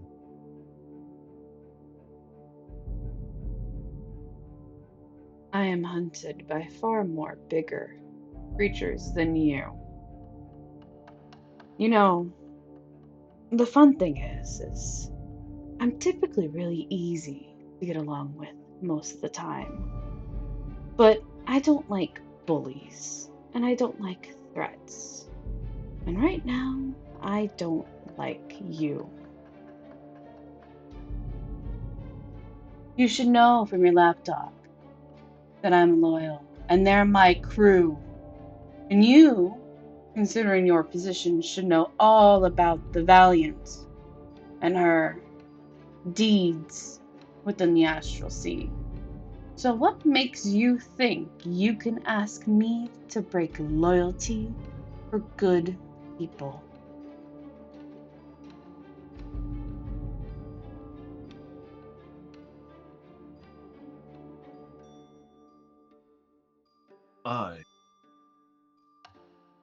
typically don't have to explain myself. It's only the stubborn ones who decide to fight.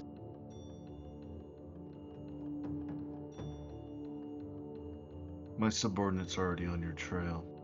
They're climbing the mountain as we speak. Well, time to blow up the mountain. Thankfully, due to the small chit-chat that I had with Bayhorn over there, we were able to track your location quite precisely. Did you tell them about the landmines? Maybe. Kai Sai will Ask telepathically connect to everyone, but then gesture for Fenelor to go up into the ship. Fenelor. Fenelor. Felinor. At this point in time, as you guys are currently linking your minds together, all of you hear this and this like earthquake start to happen above you. And Felinor, you know that's one of your traps. Up we go. I'm literally like using my telepathy to shove people into the elevator and we go up. And I'm going to keep this conversation going to distract him and to get information.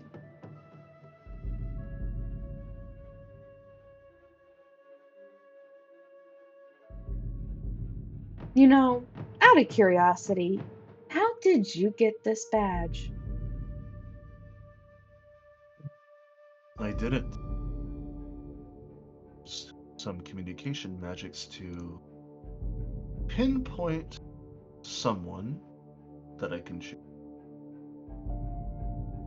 And I fooled their mind to think that my voice was coming from the back, not their mind. Hmm.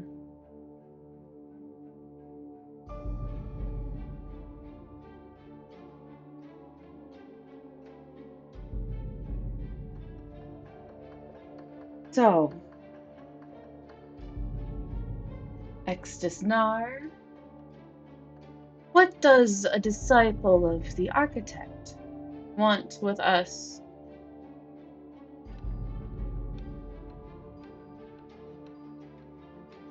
Well, for one, you all know too much. And those who know too much must be squandered. Secondly, I would like to have, at the very least, you in my ring. You Me. are very powerful indeed. Again, what makes you think I would go betray my crew, my friends, my loved ones, and all decency into killing innocents, into attacking worlds, into stripping the bare galaxy itself?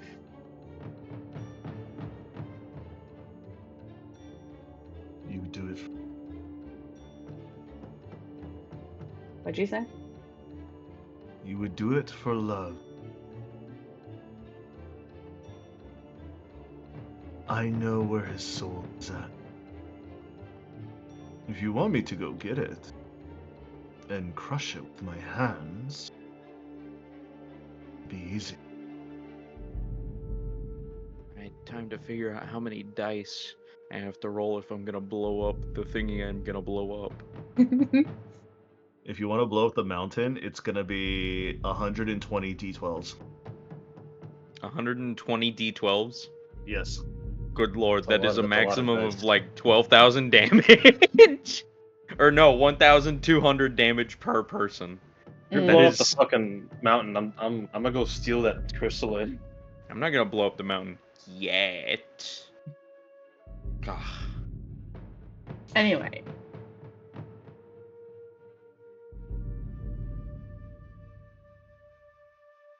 So, instead of trying to use logic, understanding, an intellectual approach, you'll just try to threaten me to side with you. Well, they say that peacemakers, lovers, those who require and wish for serenity, they don't make it very. You have to fight to win. At this point, you guys have made your way up to the elevator top side, and waiting for you in front of the elevator is your little automaton friend. As he goes, "Sir, the dinner is waiting for you whenever you are ready." Thank you, Bartleby, but unfortunately we have intruders climbing the mountain. Activate offensive maneuvers. We need defense active and ready right now. Understood, sir. Grabbing my blunderbuss, and he just turns and goes Not for the a chest. blunderbuss. Also, lock the door. Level 3 lock this time. Yes, sir. I don't want someone getting in without having to break it down. He goes off and commits the level 3 lockdown of the observatory. And you, at this point, now that you're up above, you're starting to get more alerts on your comm badges, on all of it, on through your speaker systems. You hear Tiana going in and saying, hey guys, I closed the cargo because we got some odd-looking folk outside. Shoot them. Kaisai will telepathically tell Chakna to have Finnegan teleport them all onto the ship. You want Let me Finnegan grab to my teleport bag in? of holding. Okay. Got the cube and got the box of mini. Hey, old man, you wouldn't have happened to do what all kooky wizards do and have a book with a bunch of warding glyphs on it, would you? Maybe. You should. You look shamefully. No. This time it's a good thing. It's the thing before the last resort. Every night before I went to bed, I wrote a warding glyph in a No. He's gonna be like, once a month, I take the time to write a single warding glyph into this book. I like to call it the Book of Boom.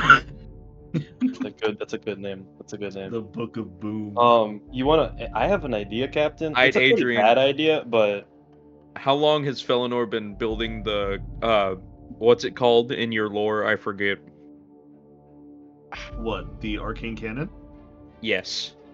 He's been building it for about 400 years at this point. 400 years, once a month. So 400 times Goddamn. 12. So that's going to be 4,800 months. And that's 4,800 arcane glyphs. Do it and I'll blow us up! wait, you have a cannon or a book? A book Oh. full of 4,800 arcane glyphs. All right. And how do they trigger again? You have to open the book. Glyph of warding. Oh, where is it? I have It's it got a equipped. trigger I just word. don't know where it is. Just got a Yeah. trigger word. Can it be activated from range? Yes, by the caster, yes. Yes. This This will probably blow up the mountain. You know that, right? Yes. This will... Bayhorn's gonna tap his comm badge. Tiana, are they grouped up by chance?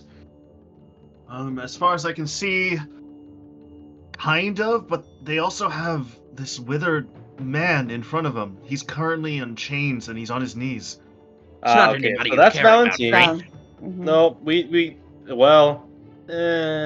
he That's helped not us. anybody you care about too much, right? That's up to the captain. Hey, old This is man. gonna be a bit tricky. You want me to stealth in and put your nuke in the middle of them all? No. Don't. I have No. etherealness. I can just casually stroll over there. No. It might have you a can't. counter. To etherealness? How many Yeah. counter spells would you have to counter this book? 4,800? You have to counterspell How each many and every counterspells? warding. You have to counterspell each and every warding glyph. They don't have enough counterspells for that. I don't think so. Also, you see Bartleby welding the door shut. Yeah, you do. He has like a little blowtorch. That's the level 3 lock. The door is now welded shut. We have to leave through the upstairs. Oh man. But that being the case, I do have Glyph of Warding.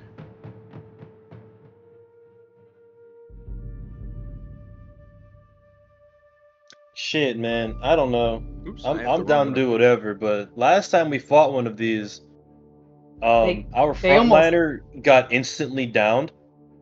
What? Who? The Dragonborn fellow? Yeah. Yeah. Yeah, no, he got hit for all of his by vitality. one shot. At Yeah, this he point was- in time, as you guys are currently speaking, Finnegan chimes in with through the combat. He's like, "All right, I have locks on all of you. You guys ready for teleport?" I really wanna go grab steal a all that couple more crystalline. things. Felinor has a couple bug out bags. You need me to grab anything, old man? I don't want them to Um, fall into the wrong hands. Hold these 2 bags of holding. I have no idea what's in them. I didn't label them. Alright, Bayhorn Don't will... dig in them because the things in there might hurt your hands. No problem. He'll tie them to his belt on the other side of his own bag of holding so he doesn't get confused. It's full of mostly papers. I'm gonna be so honest with you right now. It's full Well, of mostly paper. he's not interested in trying to steal from you. He's interested in sacking the place for all it's worth so they don't get anything. Bartleby, would you like to come with? I'm sure this place is gonna go under, so unless you would like to travel with us, batten down the hatches and go protect your brethren downstairs. He kind of looks at you. He looks at the elevator and he looks at everything else. I mean, we could just take him with us. It would be my honor to serve and defend this place that I know as my home. Well, now Well, I feel then. bad for leaving it. Well then, young man, I promise you this. Someday I will be back here, and I will be here to guide your brethren once more. But until that time comes, make sure that elevator never operates. Understood? He takes the blunderbuss and you see him loading it with like some sort of grape shot in the back, and he says, "Consider it done, sir." Alrighty. I want to give the poor guy something to help him, but I don't think I have anything. We don't have He's enough in- time to fix up a greater teleportation circle. Captain, help me draw in chalk over here. And he's gonna start drawing a teleportation circle because this place is fucking secluded. Yeah. Can So, Kai if he's Sai ever draw back and on this planet, talk? What'd you say? Can Feliner? Kai Sai draw and talk at the same time? You can, yeah. Okay, yeah. She'll draw while trying to keep this guy talking. And Felinor, what were you about to say? if we're ever back on this planet, a teleportation circle would help us greatly locate this place once more. Because, as I'm sure, they're probably going to ransack the place. As you guys are continuously to draw this chalk to fill out this teleportation circle, Kaisaya, within your head you hear, "Tick-tock, Captain. What'll it be?" What were my options again? You can give up Bayhorn and Fukler. I'll let you and your husband, that is somehow walking around like a fresh corpse, I'll let you two go. Hell, I'll even give you protections over where you need to go collect his soul. But here's the thing. You told me I know too much. Why would you let me go? Consider it an olive branch so that you would consider joining me later. But here's the thing. Why would I join someone who threatens me? Who threatens my crew?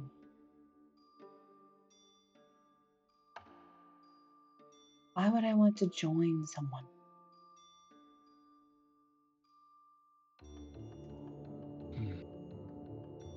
You're not really good at selling this. I'm not used to talking to someone who's stubborn. There are more stubborn people than I.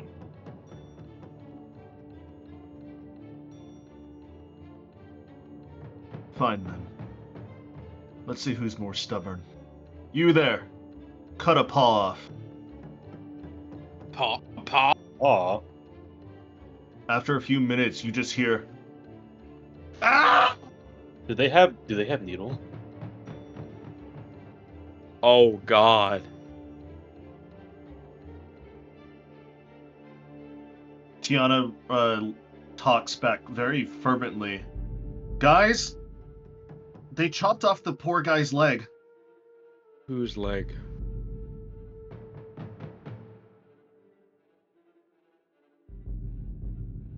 I don't know. He looks a little bit brown-skinned.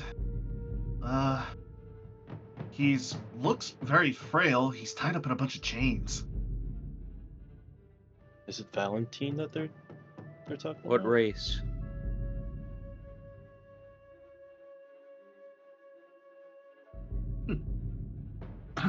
Cedric, ask what race. Use your communicator, please, for the love of God. Oh, what race? Tiana, what race? I don't know. He looks humanoid, but I can. Do you have fur? No. No. What? Where's Bayhorn again? He's inside the house, right? He's in the house. Bayhorn's all gonna in the house. cast he's gonna cast Scrying Eye. Is that what it is? Yeah. He's gonna cast Scrying Eye and will it to float out to see what's going on outside. This is what you see.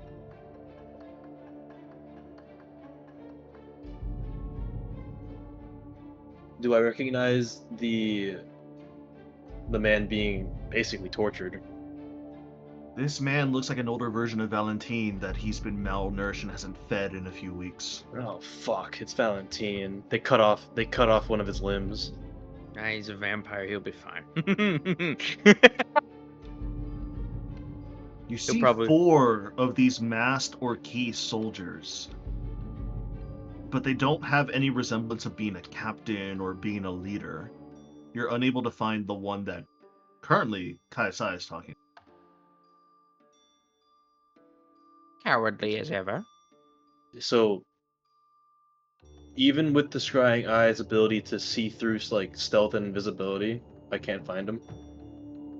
You can't find him. He might be too out of range from your eye.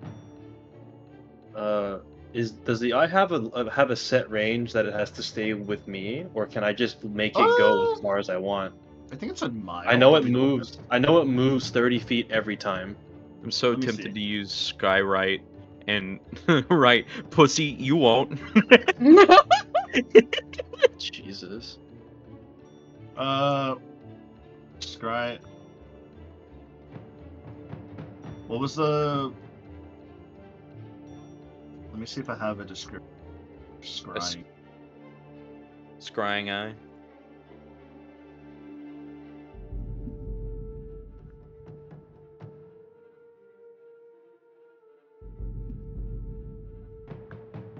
It's about 30 feet from the eyes area, but you can move it. It has to stay within 100 feet of it. Okay. Or no, not 120 feet. It's a mile. Okay, I'm gonna move it to like the very back of this like lineup of soldiers. Do I see Okay. him then? As you move your scrying eye to the back of the soldiers, you can now see his reflection, like his body is being portrayed through like this magical veil that he has on, and this is what you see. Is he even here, or is it like You're not an too illusion? sure. You are not too sure if it's an illusion or if he's here. Can I not see through it? Can I try and see through an illusion or see through the veil? Roll an Arcana check. No, man. Guidance. I rolled an 11. I don't think it matters. You're not too sure. I rolled 12. I will relay to the group. I see what I assume to be the leader, but he's shrouded in some magic. I can't tell if it's an illusion or if it's some way to hide himself, but he's all the way in the back. He's near the bottom of the cliff. Like maybe 1 or 2 levels above the bottom.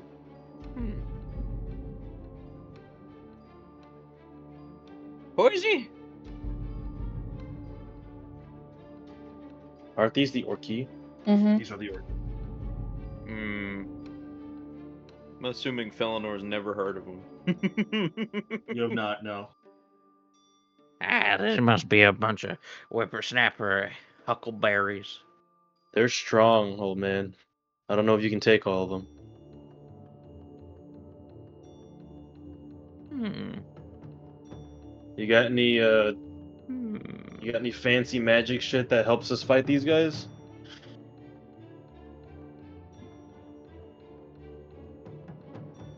Fireball. I do remember your fondness for that spell. As you guys are currently discussing and you're getting this teleportation circle drawn out, Kai-sai in your head you hear, clock's ticking. How We can should I? be Need done motivation. soon. I know you said cut off his paw, but how do I know who you cut the paw off of? I'm sure you can tell by somebody who casts Scrying Eye. Oh, he's a bastard. Let's Fine. use that to So- our advantage. So you're trying to threaten me with a vampire who hounded me for months.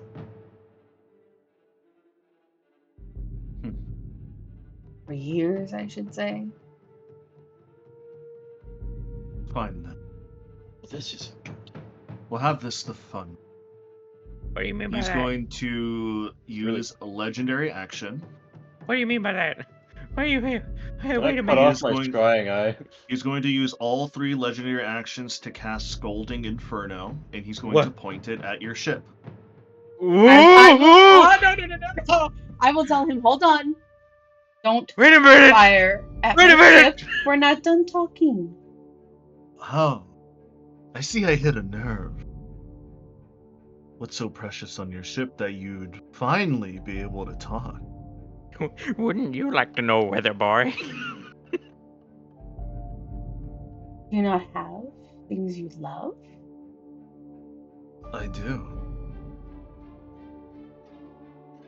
And this is what I do to protect. Well, I do have a problem. I can't give you the Dragonborn. He's dead. We both know that's a lie. I can smell him. And the smoldering embers of something far greater. If you like, I can just walk into your ship and take him if you like. No. Don't touch me. I don't know you. Bayhorn, did you disregard your scrying eye? What do you mean disregard? Like, did you like dissipate it? dissipate it? Oh yeah. Yeah. Okay, so you I guys got can't see spooked. this then. Then I'm I not got going to show you spooked. what's going to happen. Oh no, gosh. Oh jeez. Wait, why are we down here? We're upstairs, but we can't see out. I was going to say. Why can't we see anything? Okay. Can I go around and like panic loot Felenor's house to see if there's anything we can use? No! If you want to panic loot, you can. I want to panic loot. I think this is the one You'll time find that I'm gloves of cleared. thievery. I was gonna give you some gloves of thievery. I which feel like would this give is you- the one time that I'm cleared to like panic loot his house. and be There's okay with also it. a cloak of what's it called? I forget. Where is it? Hold on, I have it right here.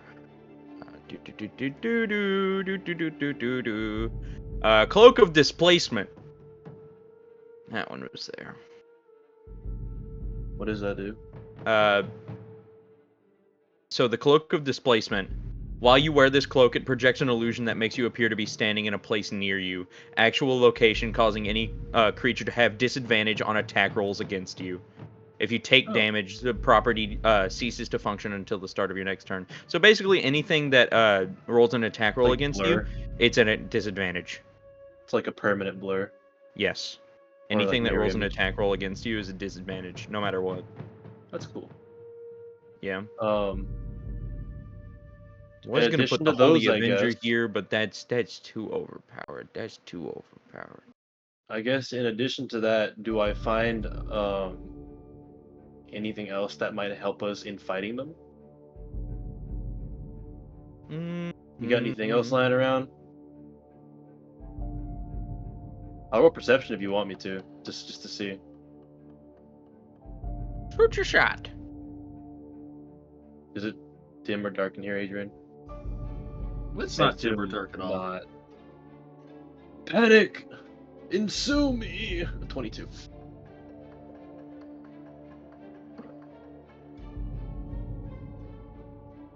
I rolled mid.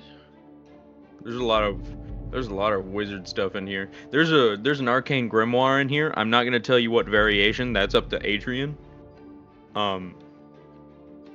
So take that if you want it. Kind of important. Dude, if you allow me to, I'll just start shoving everything in my bag of holding, and we can just sort through it later. I mean, like I'll give it all back to you. Shove everything in there. Like just start going across the desk. Like, wait, get in there, get in there, get in there. Can I put Bartleby in the bag of holding to save him because he technically doesn't have to breathe? He would just be sitting in there doing nothing. I mean, I guess. Technically. No, he's been sent to protect his brethren in his home. We'll he's here to protect his like little brothers. Yeah. Go ahead, start shoving everything in. Me and Caius High are currently drawing a circle, so if you want to, by all means. Caius will ask, what if I made a proposition? A counter offer. And what would that offer be? You let my ship and everyone else go, and you can have me. I don't know about that. I'll walk out willingly, and you let them all go.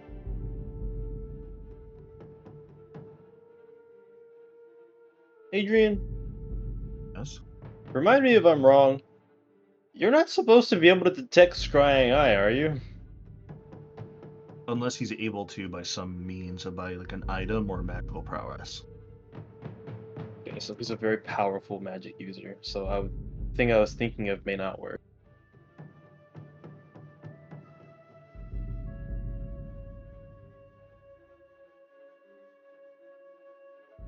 How self for you to give yourself up for your crew.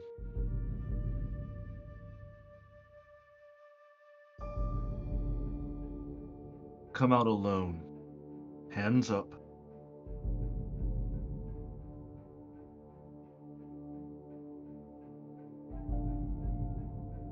And what do I have as your word of guarantee that you'll follow through on this compromise? I'll let the dog keep the rest of his paws.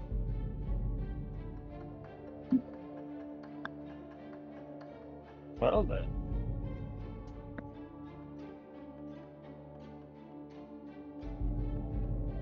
Caius will hand over to Chakna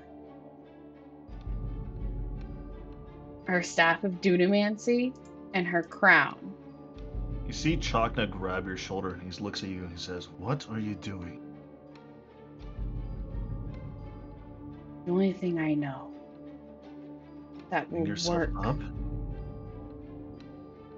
can easily just teleport out of here. I don't think this is the time for diplomacy, Captain. He is powerful, can sense Borethicon, and could possibly easily destroy our ship with the snap of his finger. Why don't We could teleport. Power?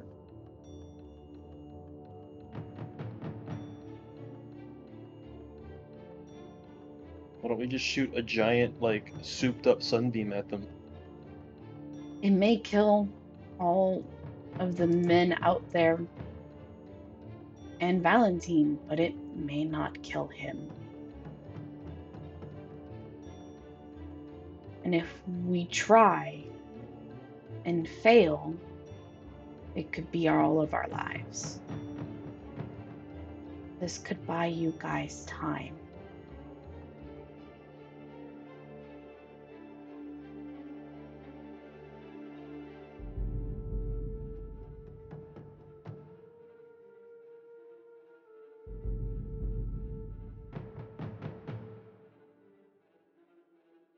Buckner speaks.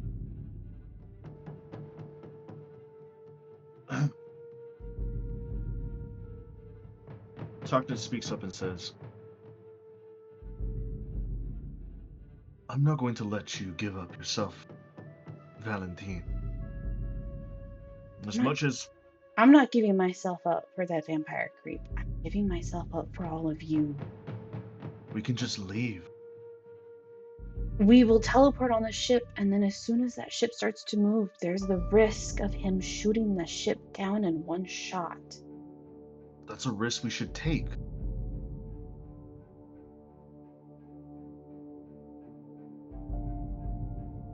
We don't leave anybody behind.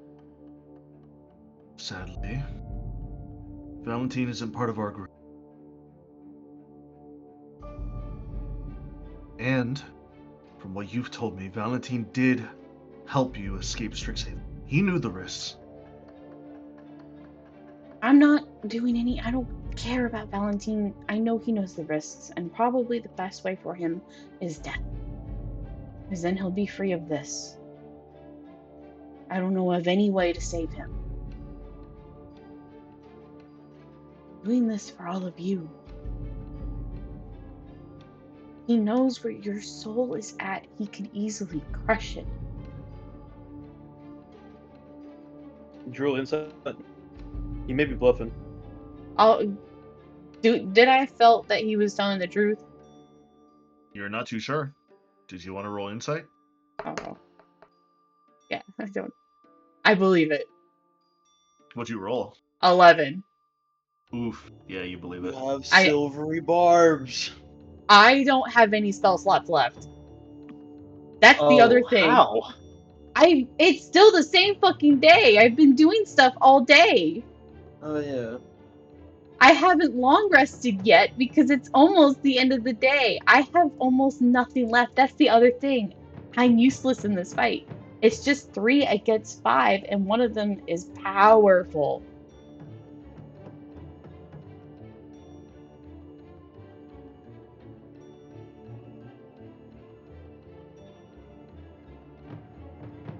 And we're down a big man too. And we're down we a have no front line. frontliner. We have no frontliner. I'm like He the could sub-tank, most and I would likely get murdered. Exactly. They've easily murdered Fukler at level 7. We are I have less health than Fukler did at level 7. Fukler's had way more health than I did at the time. I could easily get one shot. Bayhorn, you could easily get one shot. Chaka could probably get hit almost one shot, and that's permanent death for him too. He could probably try and take down the ship and most likely hit its health and damage the ship. And if that goes down, that falls down the mountain. Why don't we just ask for Thecaron and Q to, like, barrier the ship again? As you guys are currently over here speaking to each other, trying to make up a plan. A second change here.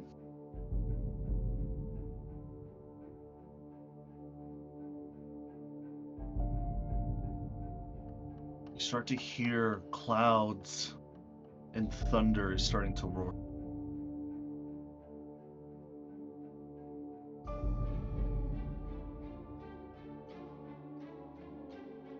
Tiana rings all of you on your comm badge, and she says, Finnegan's doing something. I don't know what he's doing. Ooh. Adrian, remember that spell book? The one we get a free spell? Yeah. How long does it take to do that? An hour. Not an hour. Fuck! Why did things take time? Exactly. Things take time. And there's huge risks. At the very least, you don't have like a Pokeball to just capture him in. Right. Even then, that could be risk. This is the best solution I've come up with, where everyone on the ship and everyone here can get out and get safe. Hey, Captain. He wants me. You can build up strength and come get me. You ever considered that if he does let us live, he would just kill you or brainwash you or turn you into some not you thing, and he could also just be lying to get you and then kill the rest of us to tie up the rest of the loose ends. Which is why you're all going to teleport onto the ship And die on the ship from his and hope crazy spell. and hopefully I can distract him long enough so you all can leave. Captain, I'm going to be completely honest with you. He aims to kill us all. I know that. He's not going to let us leave on the ship. His entire thing. A man like that who will chain somebody up, cut off limbs, and use them as a hound dog has no reason or rhyme to keep people alive who are liabilities, for lack of a better term. As soon as we take your deal and teleport onto that ship, we are dead. Simple as. He could already have people on there. He could have people you don't know about on that ship. Did you think of that? In all honesty, it looks like we're all fucked either way. I vote we die together on the ship and run away. I don't know about you guys. Time I to want to get the go. Book of Boom! I'm gonna be real. If we don't care about Valentine, I'm about to steroid sunbeam them all and buy us time if he decides to shoot some projectile spell. If only the Dragonborn lad was here. Is there a way to wake that fucker up? No. Breathe, damn you!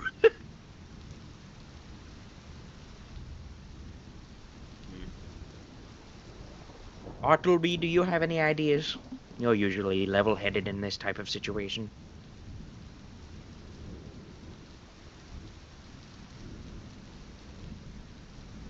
Stand and fight, sir. Or die trying. I Well like said, him. young man. I like well him. said. You made this one well. Good job. Thank you. I'm quite proud of him. Well, You know, I'm there's down to someone go out swinging. standing in there's someone standing in this room who we've literally fought the fates herself for to bring back to life. The man Don't outside seems like he could actually just end your life with a word. exactly. I don't want to lose him again.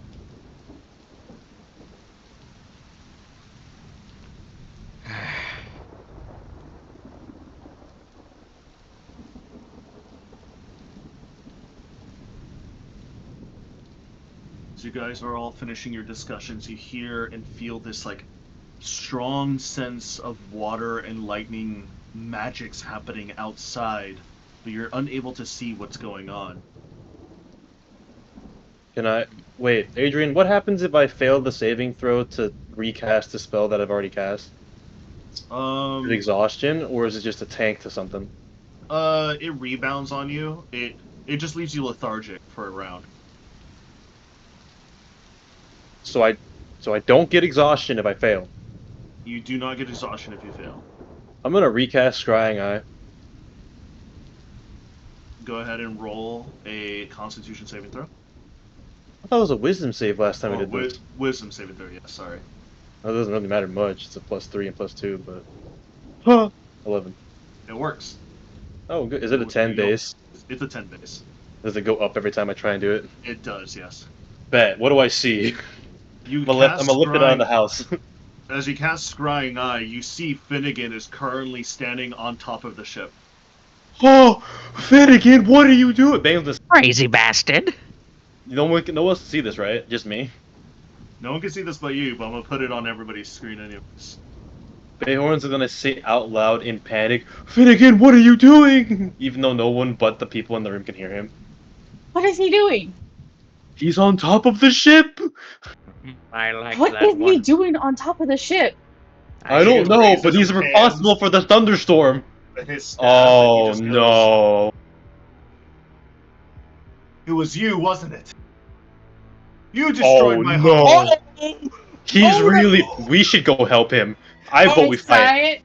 Science throws open the door and steps It's out. welded shut. You would have Oh, to she knock it can't. down. Finnegan, he's Hold gonna on, stand hold on on. his Hold on, gonna hold yell on. in his Hold on, combat. hold on, Finnegan, hold what on. are you doing, Hold buddy? What are you doing? Is there a I window? don't care what anybody says. I'm going to kill you. Uh-oh. You see, as Finnegan raises his staff up into the air, he slams down onto the ship, and you see a mass surge of Genesis magic flow from the ship onto his body as he takes on a lightning avatar's form. I think it's time we go help him. I don't know about you guys. Felinor is currently going to open the Book of Boom. He's taking out 2 pages of the Glyph of Warding, and on each page is their respective word. Okay? Alright. He's going to put 2 of them on the door. Okay. Oh, wait! Back up! Can't we just go in through a different way? Go out through Hold a on, different hold way? There are no back doors. Hold there on, are is no there- windows. There's no Man, windows? you really fortified this place, huh? You I- could go upstairs and go through the observatory cannon. Do you wish to climb? Because if you do, that's an option.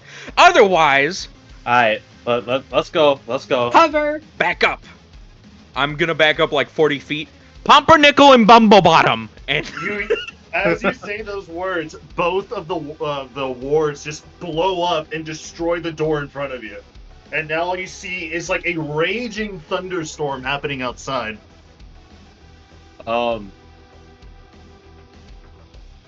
Ugh. Come on, we need to help the young lad. Or at least Adrian. incapacitate him. Adrian, I have a quick question. Yeah. Say I were to go into etherealness, right? Yeah. Say I were to drop an item, like if I were to travel all the way over here, Yeah. drop an item around this area, Yeah. and then try and lightning dagger out over here. Okay. Can I do that in one turn? Like in one turn's action economy? No. Because to drop an item off somewhere counts as an action.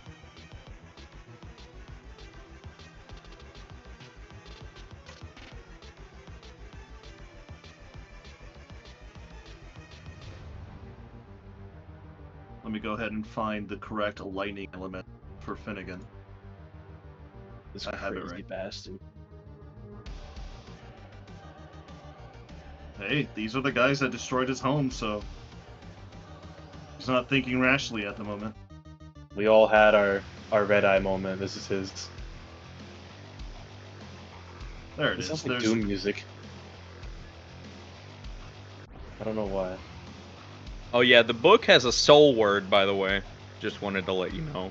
does A it? what word? There is a singular word that will blow up the book. So, This is what you see on top of the ship. It is Oh, tiny man. Never mind. uh-oh. Bigger than the ship. What is that thing? It's a lightning elemental. That's his lightning elemental. Cedric, do you have tough times with rough terrain? No, I'm mobile. Good. Oh wait. Does Chakna have tough times with rough terrain? Hold on, let I me. want to say I don't- I'm the only one who's able to get through rough terrain relatively okay Yeah. because I have mobile. Because if he does, I have a solution.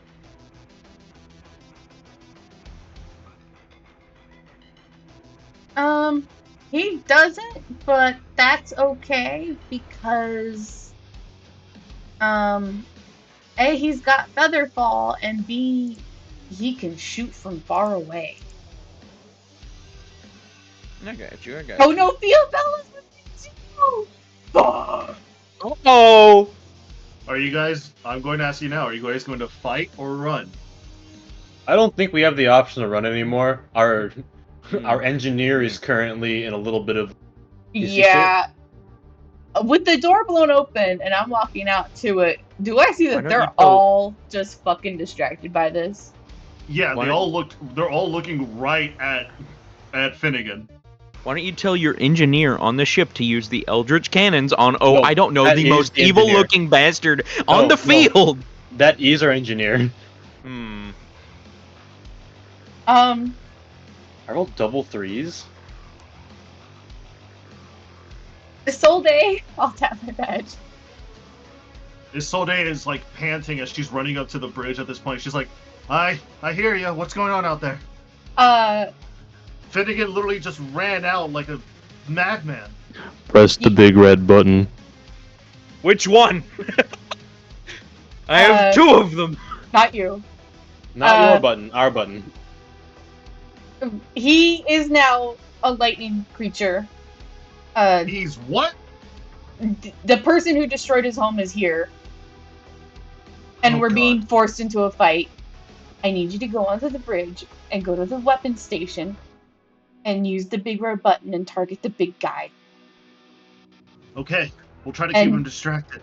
And tell Warakathon that we need his help in this fight if we're all going to live because he's an agent of the architect.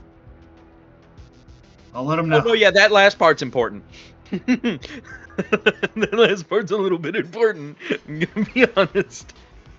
You see at this point, as she has turned off her combat because she is now running through the bridge, you see the lightning elemental of Finnegan is starting to rain down lightning bolts upon Extus Nar. And you see Extus Nar, whoever can see him at this point, which I think right now is just Bayhorn, because you can see over the bridge. I'm out the door. Well, I know exactly where he is too, so Yeah. I'm already trained on him to see what's happening. You see that he is just raising his hand, and you see like a globe is like around him as the lightning shards are just like ricocheting off of his off of the globe.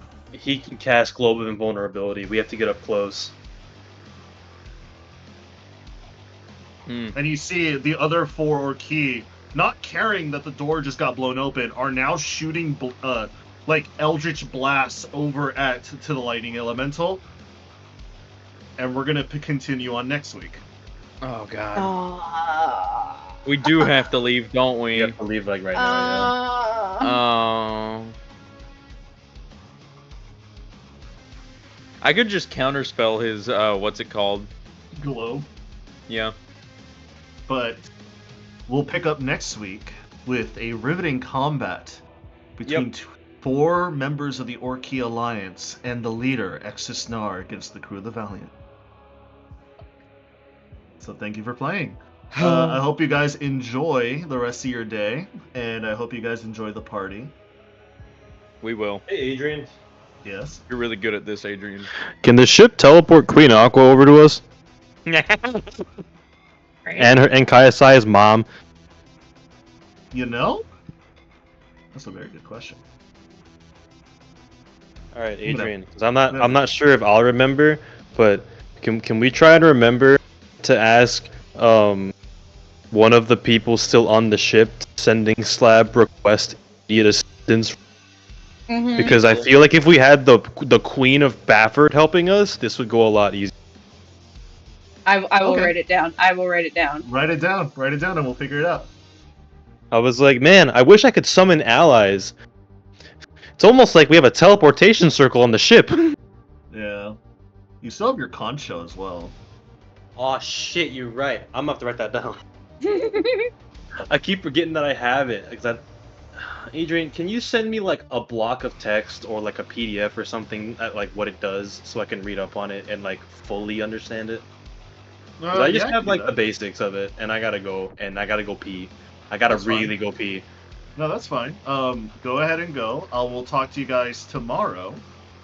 Hopefully, everybody survives next week. I know I just made that character, Adrian. I have no intention of using it yet. Please don't let us all die. I will try my best. Alright, I'm gonna head out.